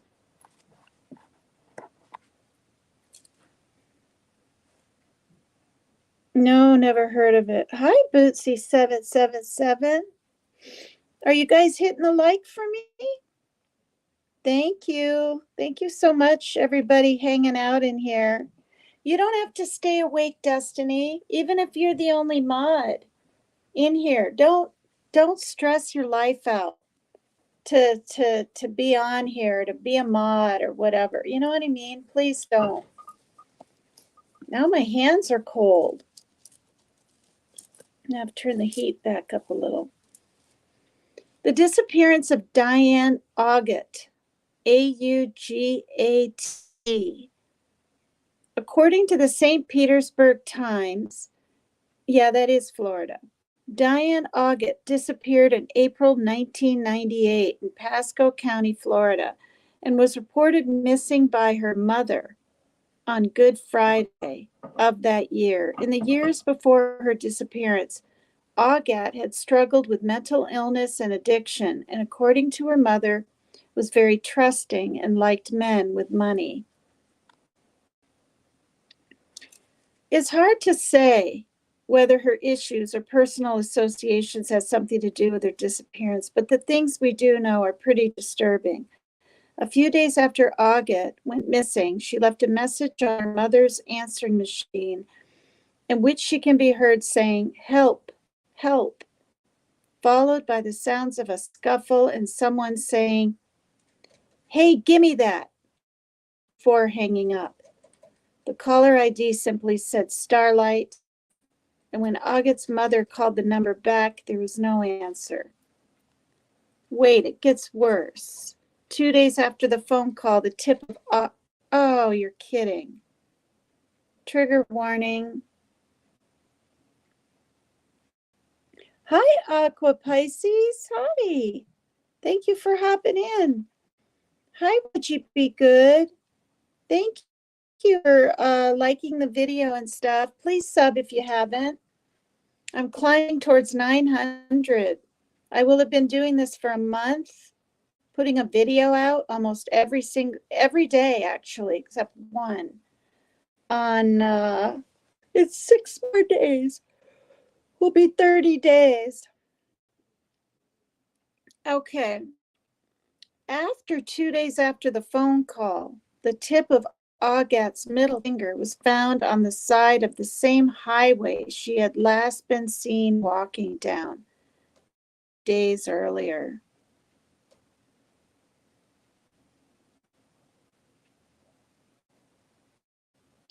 Makes me think her finger got caught in the door or something, slammed in the door. Maybe she was trying to leave and she had her hand out there and they slammed the door so she couldn't get out of the car or something. Awful. Excuse me. Oh boy, you guys. And then a week after that, a bag of Augat's clothes were found neatly folded inside a bag that had been placed in the totally normal location of a convenience store freezer? Oh, the location, not in a store freezer.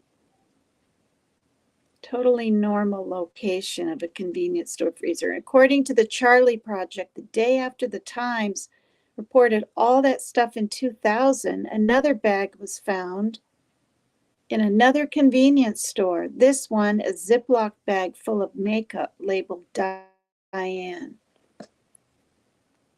Goodness, people are just so weird, you know?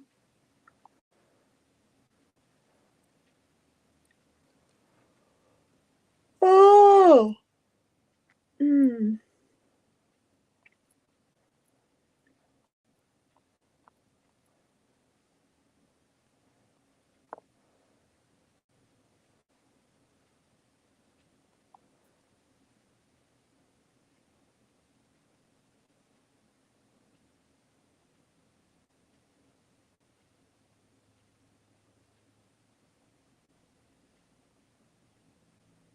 Okay, this one says her finger was discovered in the same area where the witness reported seeing the lady on April 11th. A second finger was also reported, but law enforcement was able to recover only one of them. A bag of the lady's neatly folded clothing was discovered inside a convenience store's outdoor freezer. It was in the freezer then, in Odessa, 2 weeks after she was reported missing.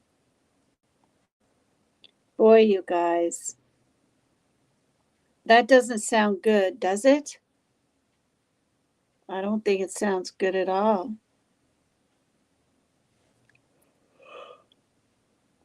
She was 40 years old when she went missing.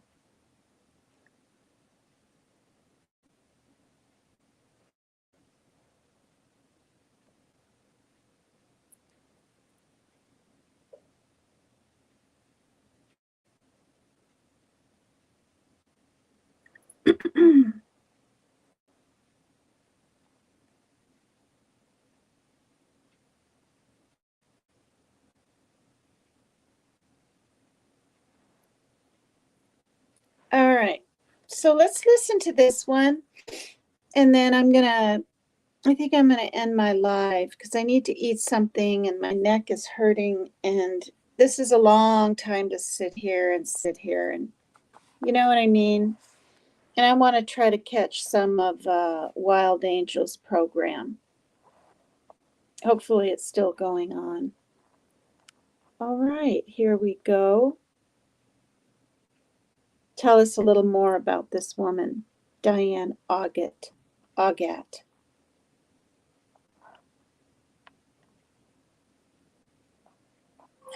is undoubtedly a great way to convey a message to someone when they're unavailable. Whether this be to deliver some important and worthy news, or just to catch up and say hello. Just keep But going. unfortunately, from time to time, we receive news that isn't so great via voicemail as well. In today's episode, a woman by the name of Mildred Young received a disturbing voicemail that shook her to her core. It wasn't a prankster, or a scammer, or a misdial. The person on the other end was her daughter, and after Mildred heard her bizarre and terrifying message, she would never be seen again. Thank you, There are many details to this story, Thank you, so Vanessa. join us as we attempt to put the pieces together. This is Mysteriously Missing, and this is the disappearance of Diane Agate. She's pretty eyes. Yeah, I mean, you know, these people need justice too.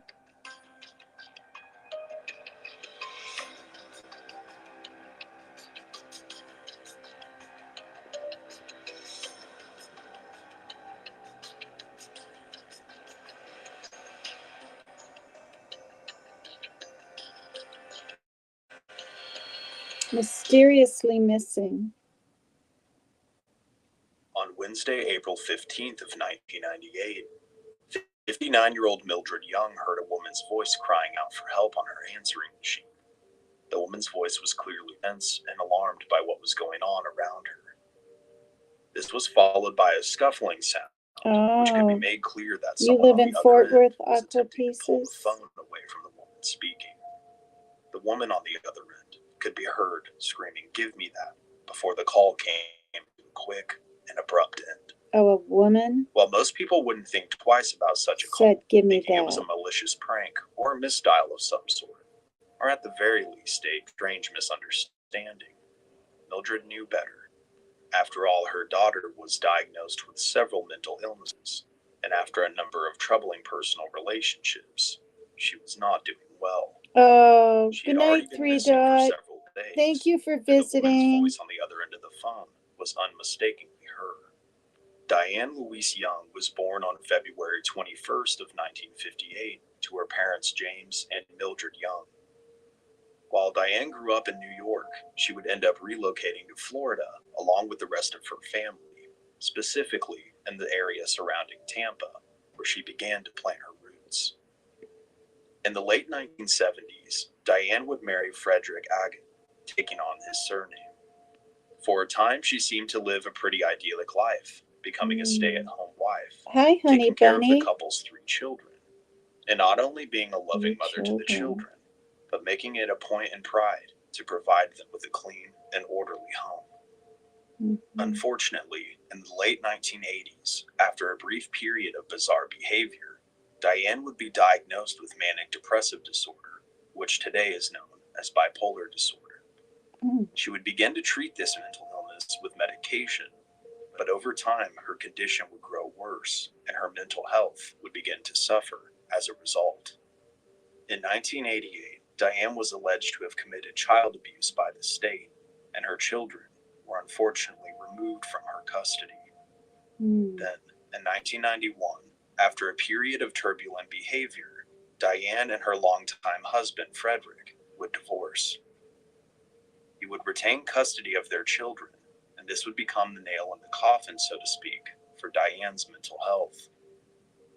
Over the next several years, Diane would begin to unravel.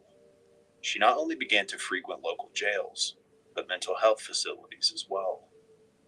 Her brother-in-law, Al Finkelstein, would later recount to reporters in the Tampa area that she was constantly talking to herself, and you can tell right away that she's mentally ill.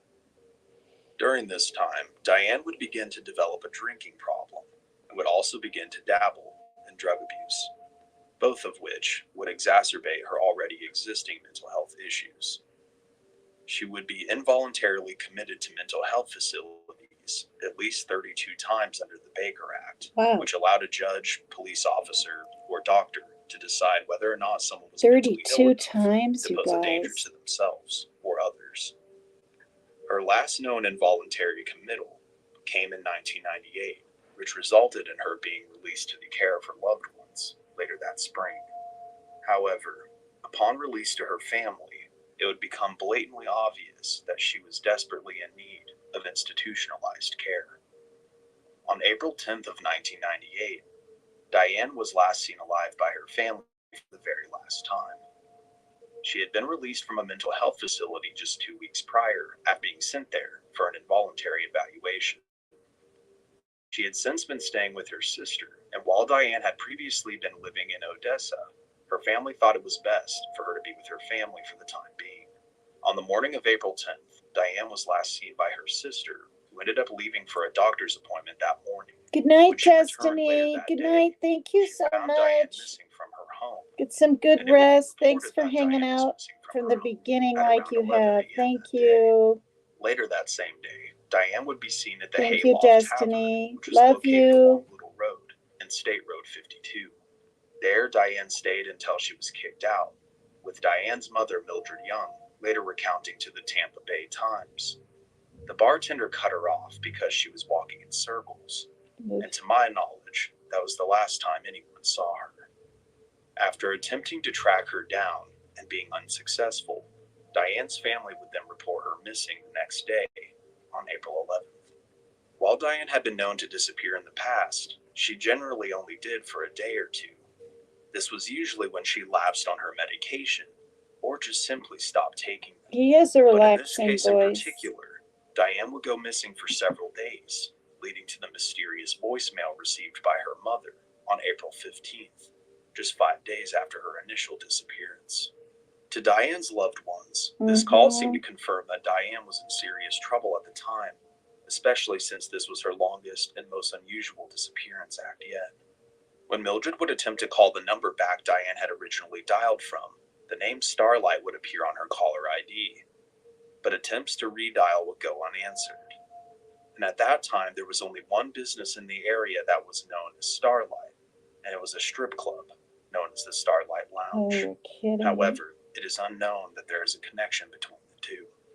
On Wednesday, Gotta April be. 15th, 5 days after Diane Agate left her sister's home in Hudson, a human finger was found along U.S. Route 19 near New York Avenue.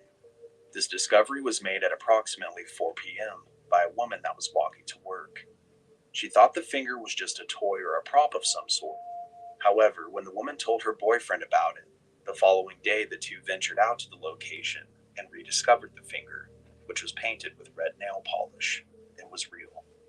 They then would reach out to the Pasco County Sheriff's Office, who arrived at the scene shortly thereafter to document the find. In an attempt to figure out just who this finger belonged to, authorities would match up with their own records and quickly discovered that the finger belonged to the missing Diane Agate. Because Diane had been arrested in the past, she had been fingerprinted, and this was unfortunately a match. Authorities would then begin to search throughout the nearby area where Diane's finger was found, and would eventually bring out a helicopter to scan the area from the skies. Unfortunately, these efforts would prove fruitless, because no other trace of the missing 4-year-old would be found, and subsequential attempts to find her at her home and regular haunts were unsuccessful in the days and weeks to come. Police did not believe that Diane had left on her own accord. In an official statement, the Pasco County Sheriff's Office told reporters that she apparently did not have a vehicle. She either hitchhiked or got rides from friends. This, paired with Diane's overly trusting behavior when off her medication, led them to believe that she might have willingly gone with someone who intended to do her harm. On the same day the story of Diane's disappearance began to break in the Tampa area, a discovery would be made at a convenience store that Diane often frequented. This occurred in Odessa, Florida, about 25 miles north of Tampa. A convenience store manager discovered a pile of neatly folded clothes in an outdoor freezer, immediately recognizing the clothing as Diane's. Patricia would reach out to Deborah, Diane's sister, who confirmed that the clothing was in fact hers. Police would immediately begin to theorize that the clothing may have been put in the freezer by someone that had abducted Diane.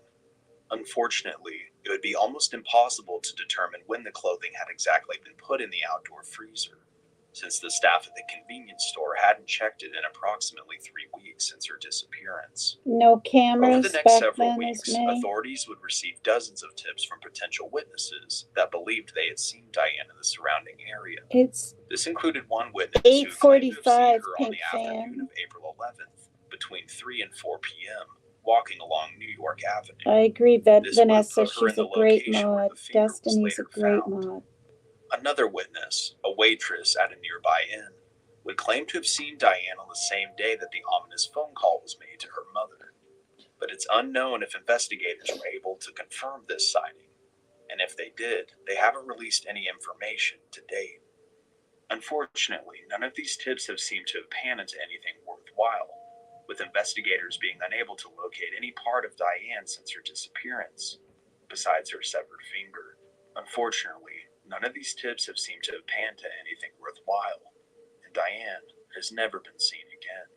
Her case had seemingly gone cold until November of 2000, when her parents began to reminisce about Diane's life openly. They started from the beginning, when her mental illness began to make itself present, when her abuse allegations caused her to lose custody of her children, and then the divorce of her longtime husband seemed to slowly but surely unravel her. She seemed to have become an entirely different person seemingly overnight, and had begun to take solace in alcohol and substance. Just one day after her family reminisced about her publicly, there was an article that was published in the Tampa Bay Times, and another bizarre discovery would be made at the convenience store that Diane often went to. That Saturday, Terry Wilson, the girlfriend of Diane's brother, walked into a Circle K convenience store along Highway 19, just north of Hudson near Valley Villas, a neighborhood that Diane was often in. There, inside the convenience store, on top of the lottery ticket counter, Terry would find a bag of random knickknacks which had the name Diane written on them in black marker. Weird. Believing that this might have been something to do with her boyfriend's missing sister, Terry took this bag back to Diane's family and then informed the police about her discovery. This clear plastic bag contained items that Diane would have been using at the time of her disappearance: Taboo perfume, black eyeliner, bright pink lipstick, as well as a generic brand of toothpaste. Coincidentally, this would have been the same type of toothpaste that would have been issued by the mental health facility that Diane had just been released from. Authorities would announce that they were going to review the security tape from the convenience store in the hopes of determining who had placed the bag on the counter. However, it seems like nothing has come of this lead. Unfortunately, since this time, there has been little to no activity or developments in Diane's case in nearly 2 decades, with her disappearance remaining just as unsolved today as it was back in 1998.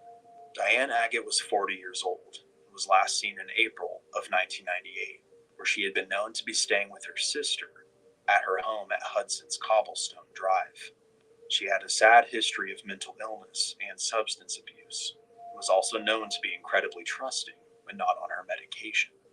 For that reason, it is believed that she may have willingly been in the company of people that intended to do her harm. While rumors have persisted about sightings of Diane in the Tampa area from time to time, there has been no confirmed sighting of her since the second week of April in 1998. If she is still alive today, she would be approximately 63 years old and likely still suffering from bipolar disorder. She stood around 5 feet 4 inches tall at the time of her disappearance and weighed approximately 130 pounds. She had dark strawberry blonde hair, which likely would have grayed with age. There is still a $3,000 reward that exists for information leading to her current whereabouts, and anyone with information is encouraged to call Crime Stoppers of Tampa Bay at 1-800-873-TIPS. This story is a perplexing and sad one, and I pray that her family discovers what happened to her, so that Diane Agate will no longer be mysteriously missing. Thank you so much for watching this episode of Mysteriously Missing. Below you will... Thank you, Mysterious Archives. Oh my goodness, you guys.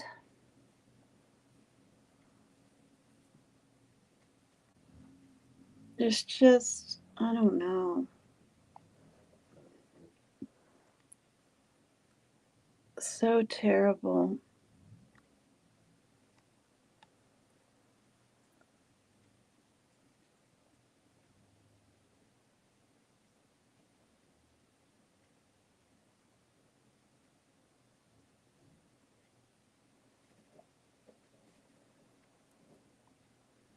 I never heard that one either.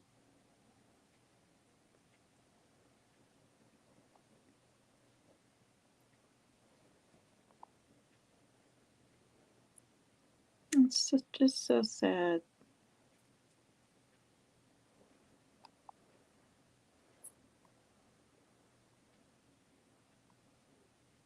All right, I'm going to go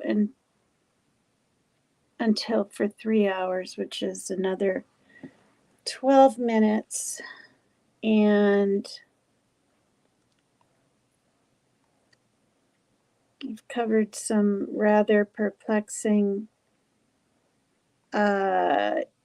heebie-jeebie stories, I think anyway. This one I've heard of before. Tara Calico. When you guys see her face, I think you'll recognize her face. I recognize that face. I can't remember what's happened to her. Night. I know, honey bunny. To never know. Unreal. Tara Calico cold case update.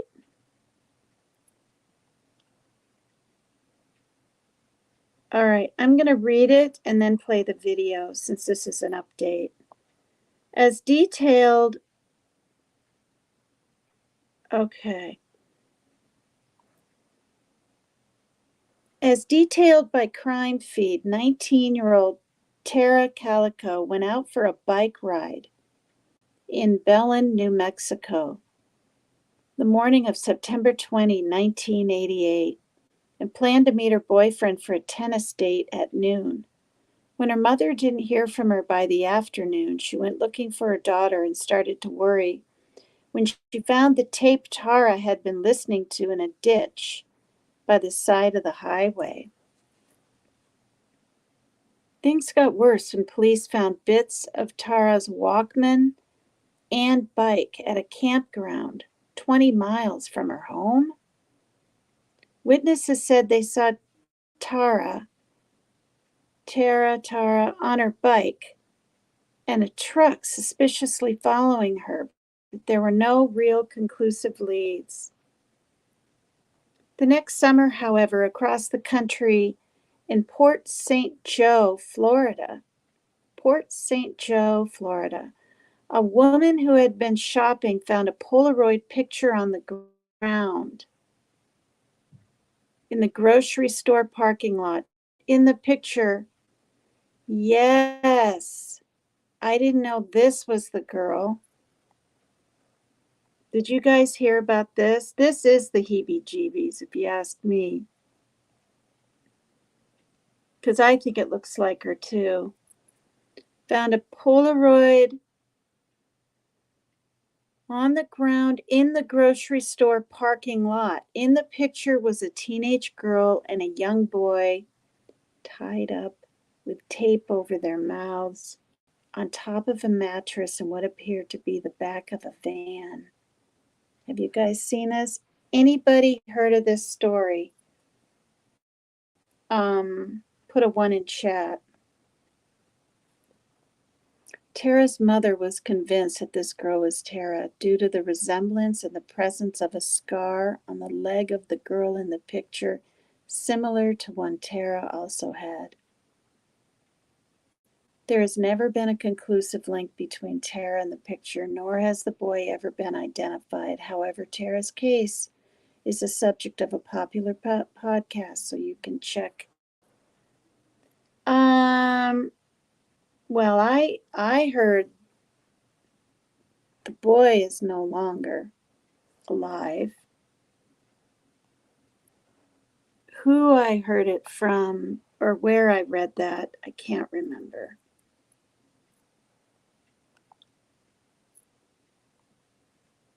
Oh, shoot, I didn't mean to do that.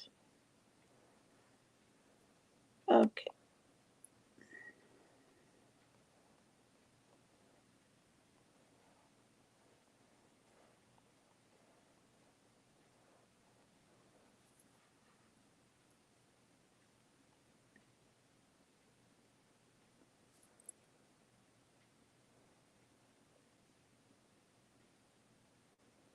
She was born February 28, 1969. She is widely believed to have been kidnapped. In July 1989, the Polaroid photo of an unidentified young woman and boy gagged. Yeah, they had literally.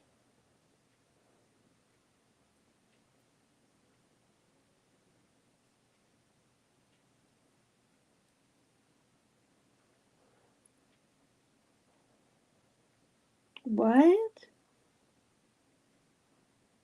They have suspects.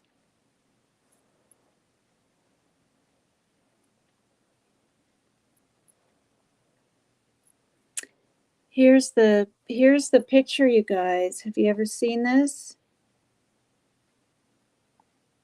Right here. It's very disturbing. Have you seen that picture?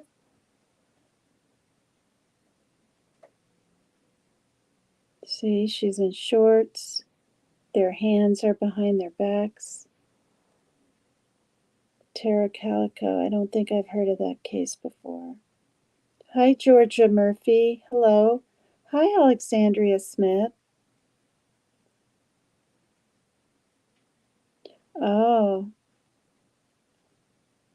you live in Hudson, Florida, 3 minutes away from New York Avenue. This is a rough town, but I never expected you to mention it. Yeah, I just find random stories and I don't do mainstream like everyone else. I mean, I could and all that, but there's so many out there and so many I watch and they do just fine. Hi, Sunflower Darkness. Hi.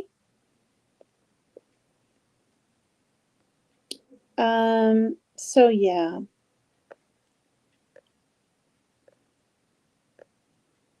Yeah.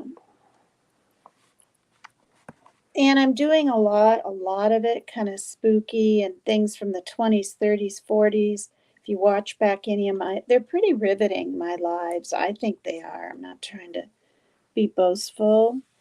But they are. Yeah, I think it looks like her. Look at this one. Look at that picture of her. And look at that one, the kind of long nose. The eyebrows are the same. I think her mother's right. Wow.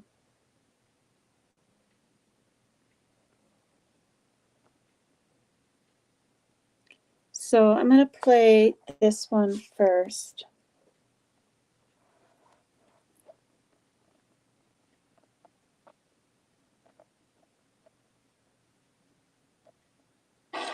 There 1 minute, gone the next. For 35 years, the disappearance of a Valencia County teenager has stumped detectives until now. Just 3 months ago, the Valencia County Sheriff made a huge announcement. What? Investigators say they know what happened to Tara Calico and who murdered her. But can they prove it? Are you For investigator serious, Brittany you Costello has guys? more on the decades-long search for justice. Oh my gosh. This is where it started. Down a quiet highway on the outskirts of Belen, 19-year-old Tara Calico was on a routine bike ride not far from her home when she vanished in 1988. I was terrified. I mean, I think most of us were because it was so shocking that she would go out for a bike ride and not come home. Melinda Esquivel was a classmate and friend, just 18, when her sense of community changed. Almost immediately, her mind went to Deborah Lansdale, another young woman who disappeared almost to the day just a few years earlier. What's happening in this community that now a second girl has gone missing? It's a mystery that led to her relentless search for answers, one that took her back all those years ago. What happened to Tara Calico? Today is the 5th day. Oh, I did this again. I accidentally turned off my iPad. Just a second. I'll get right back to it.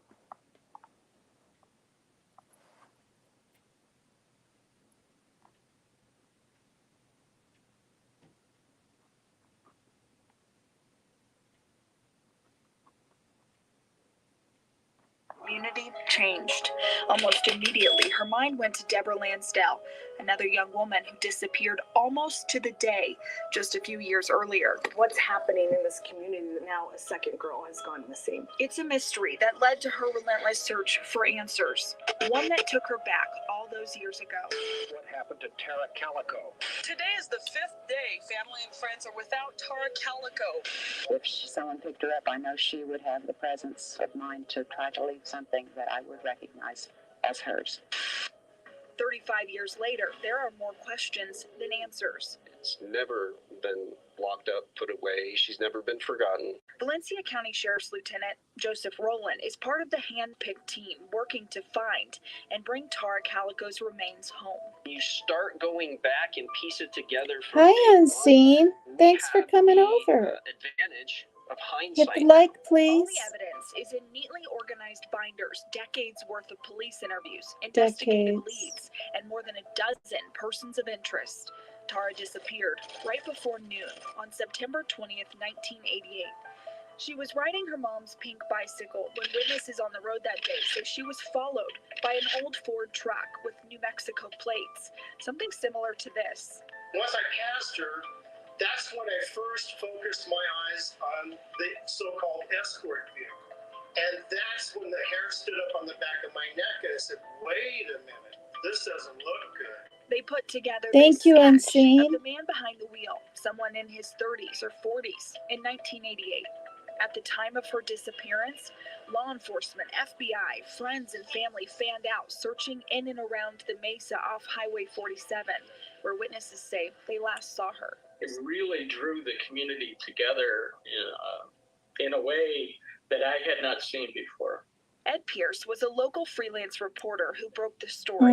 She was a sister, a classmate, an athlete. She worked at the bank part-time. She was a college student. She was a neighbor. It just, when you live in a small community like that, it's hard not to care about one of your own. Ray Flores was the original investigator who says Tara's story still weighs on him. I solved just about everything that came my way. And this is one of a few cases that I did not solve. And I always thought from the very beginning that it was solvable. All we needed was the right connection, the right break. He says not long after her disappearance, the investigation took them to Florida, where this notorious photo of a young woman and boy bound in the back of a van made national headlines. Tara's family thought it was her. It looks so scary, and the thought was like, oh my God, what are they doing to her? Where is she? But scientific analysis over the years proved it was nothing more than a distraction. And I think the photograph then pulled resources outside of local.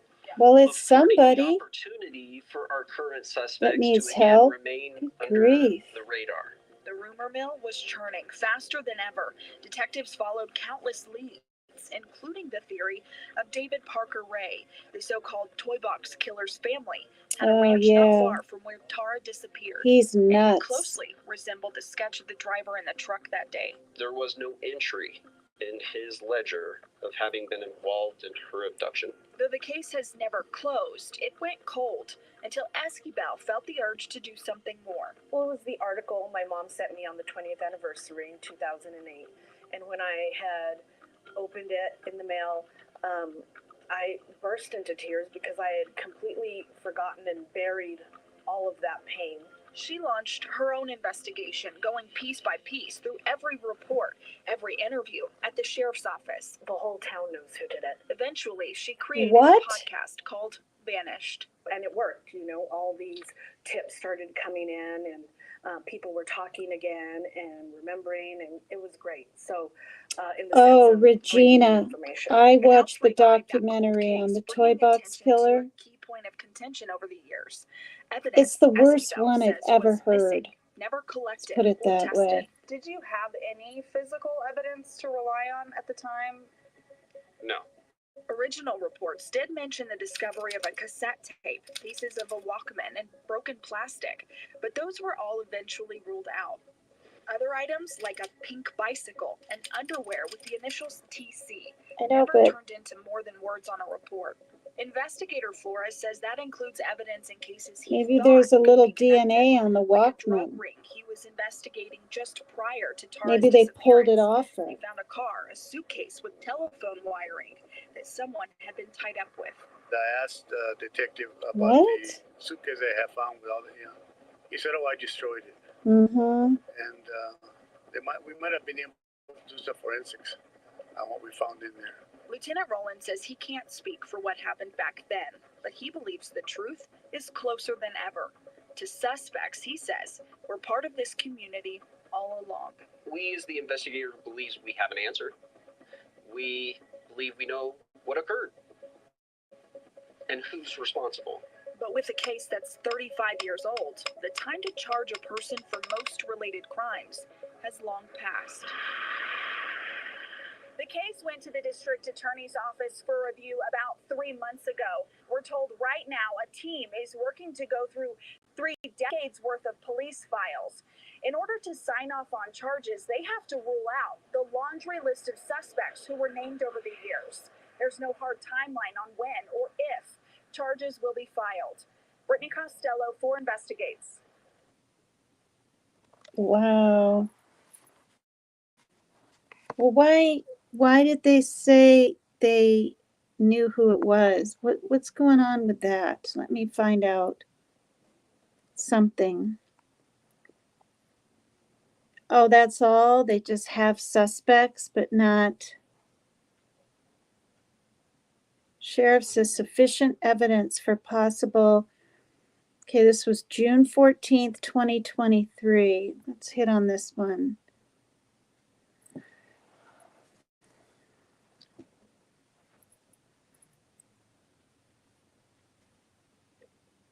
What? Sufficient evidence in Tara Calico disappearance to submit to DA for possible charges? What?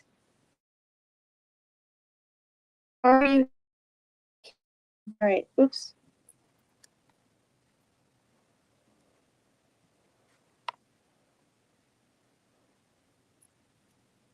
Are you serious? Totally. Oh, come on. Commercials. Okay, there's goodbye. Has suffered long enough. A major update in the Tara Calico cold case. With very little resources, law enforcement has never given up, but here we are today as I stand before you and confident of the findings in this case. Investigators believe new evidence found is one step closer to an unsolved mystery. There is sufficient evidence to submit this investigation to the district attorney's office for review. 19-year-old Tara Calico vanished in 1988. Tara left to ride her regular bike route and told her family she would be home by lunch. But Calico never returned, her mother alerting officials. Neither Tara nor her bike were ever located. 35 years later, the names of any persons of interest now sealed by the courts. The people responsible will soon have to answer to this family and to the community who has never stopped thinking of Tara. To protect integrity of the investigation, police say information is limited, but they will reveal in due time. We know there have been numerous theories about what happened to Tara, but rest assured, investigators have followed up on all theories, leads, and Exactly, tips. When we Vanessa. can share case updates or information, we will do so. Oh gosh, you guys, they didn't even tell us who. So, okay, well, whatever. I mean, I guess that's good, but 1988, I was 18, 19, 20, 1, 2, 3, 4, 5. I was 26 then. Wow.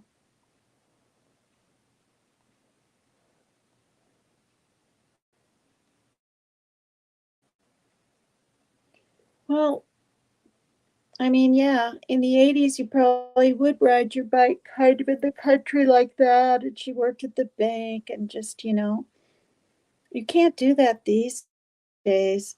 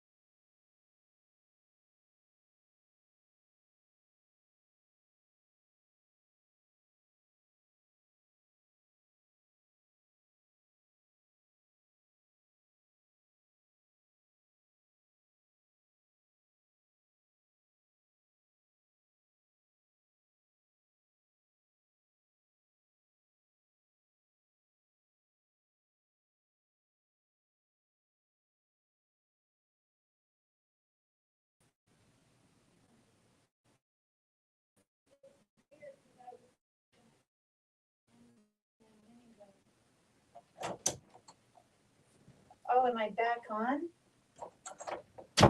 All right. Okay, that was really strange, you guys. Tony was 6.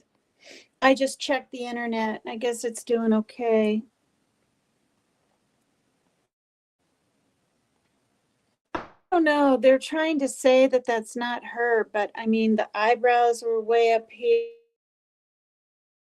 Look like her. I mean, I know a lot of people can look like people. You know what I mean? Hi, Cameron Finch. All right, you guys. My internet is like more than glitching now.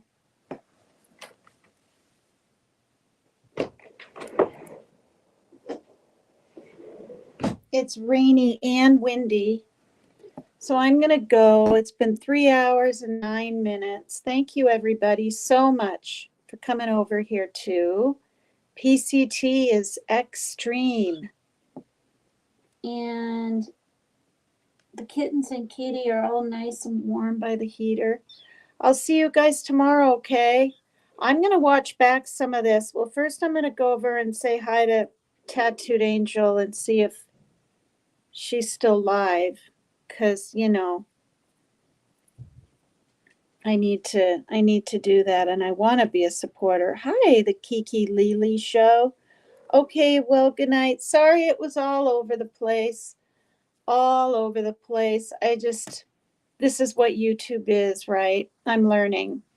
You can have glitches, you can have sound problems, you can have music problems, you can, my phone can ring, my son will knock. It's like you guys are watching me and you're here with me, but I got the Heebie-Jeebies on some of these. Heebie-Jeebies myself. Missing girl on vacation. Well, remember when that girl tried to say she was the missing girl on vacation with parents? Oh, hi, Selena. Welcome. I've seen you here before. No, in regards to this Tara Calico, this girl said she was the missing girl on vacation.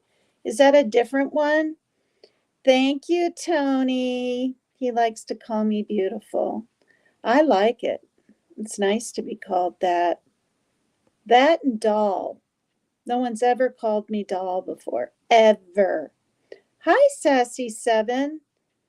I've got some other people just coming in now, but I feel like the weather is hindrancing,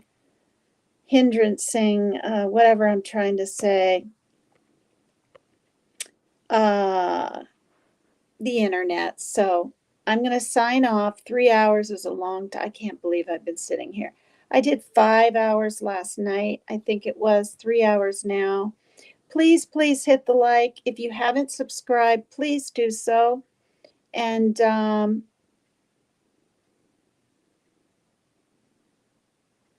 notification came down for something. Oops.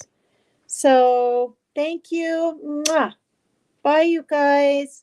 Hi, Marie the Mena. Wait, please. What's wrong? What's going on? I know you just came in. I've been up here for 3 hours and it's pouring rain and wind. Hi, Criminal Med. And now do you know what Ernie's channel is called? Yes, it's called, I want to say Lightning Tiger, but I wrote it on the calendar. Let me check.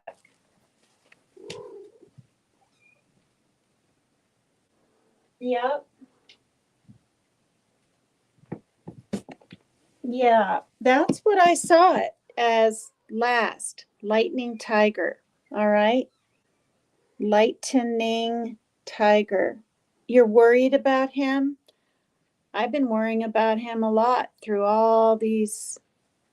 I hope he's been around. Somebody said on Queen Bee, him and Benny Keys were fighting on her show. Oh, Madeline McCann, do you know what? Yeah, Tina, stay away from him. No good. No, I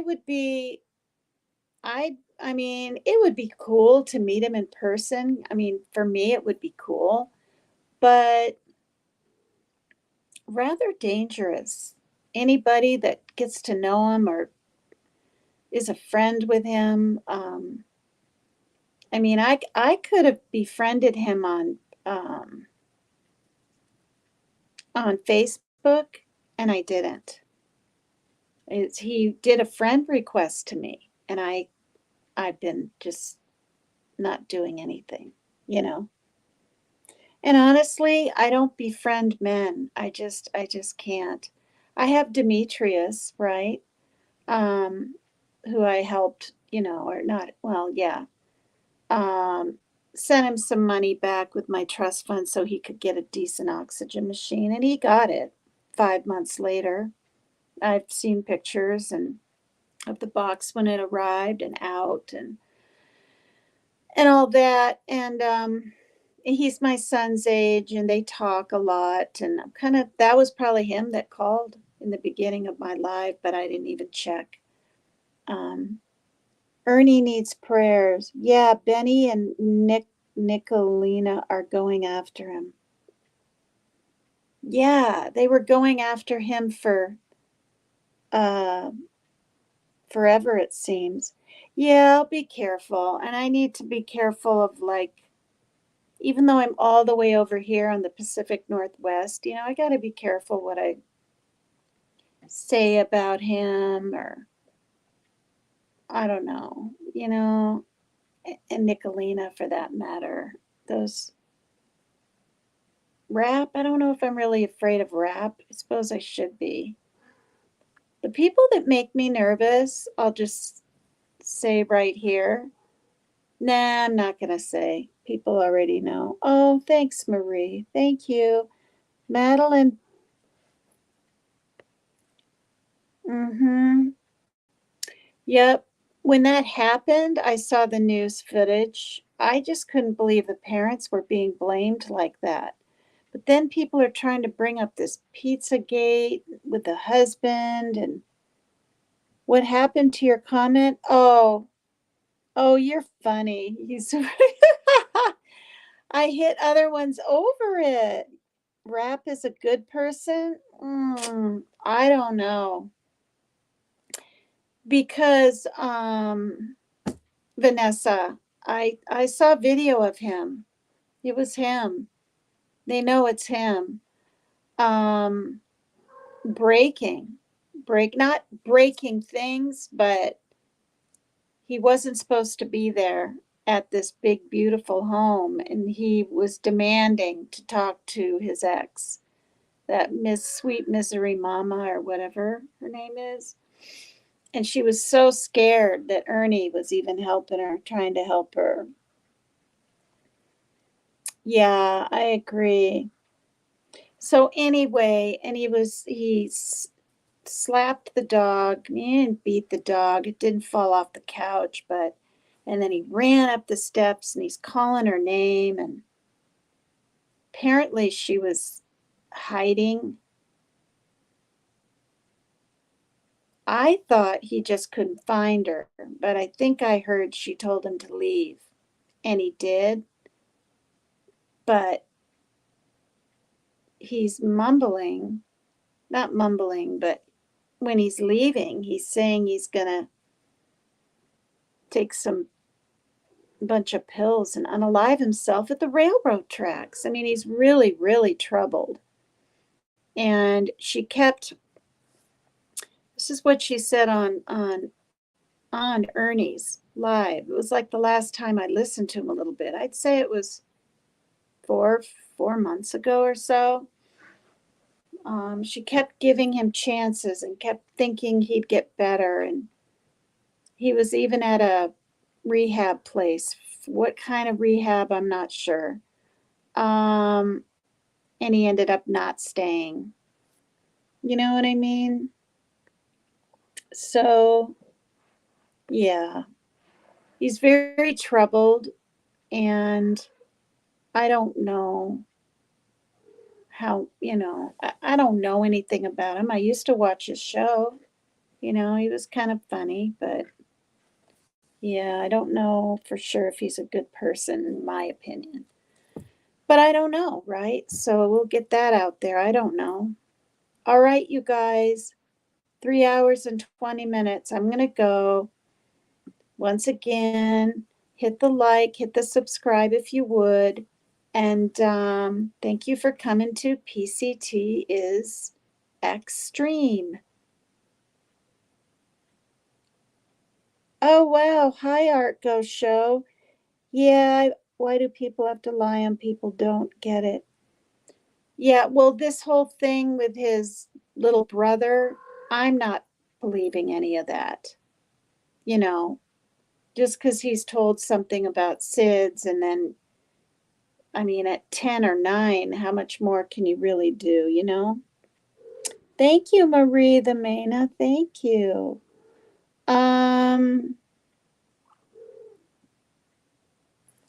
Yeah.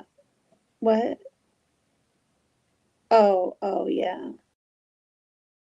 So, oh, see, it's pouring rain and windy here, Art. So go ahead, watch back my show. Apparently, it gets glitchy. I had to leave the stream or the studio twice. I had to reboot my iPad twice so that things would be better, and it was, thank God. So, and it's pretty long, so, and I don't know if Tattooed Angel still has her live going. I started a good 45 minutes to an hour before her, and I could have ended at an hour, but I didn't want to because it takes a while to set up. Okay, don't get lost in the litter box, the little kittens. All right, love you guys. And Destiny was here earlier. I had a mod, Art, so don't worry. All right. Love you guys. Mwah. I'm gonna watch back the live and see how bad the sound and picture was myself. All right, you guys, like and subscribe if you will. Bye-bye. See you tomorrow, okay? Thank you. Thanks for coming in. Have a good night.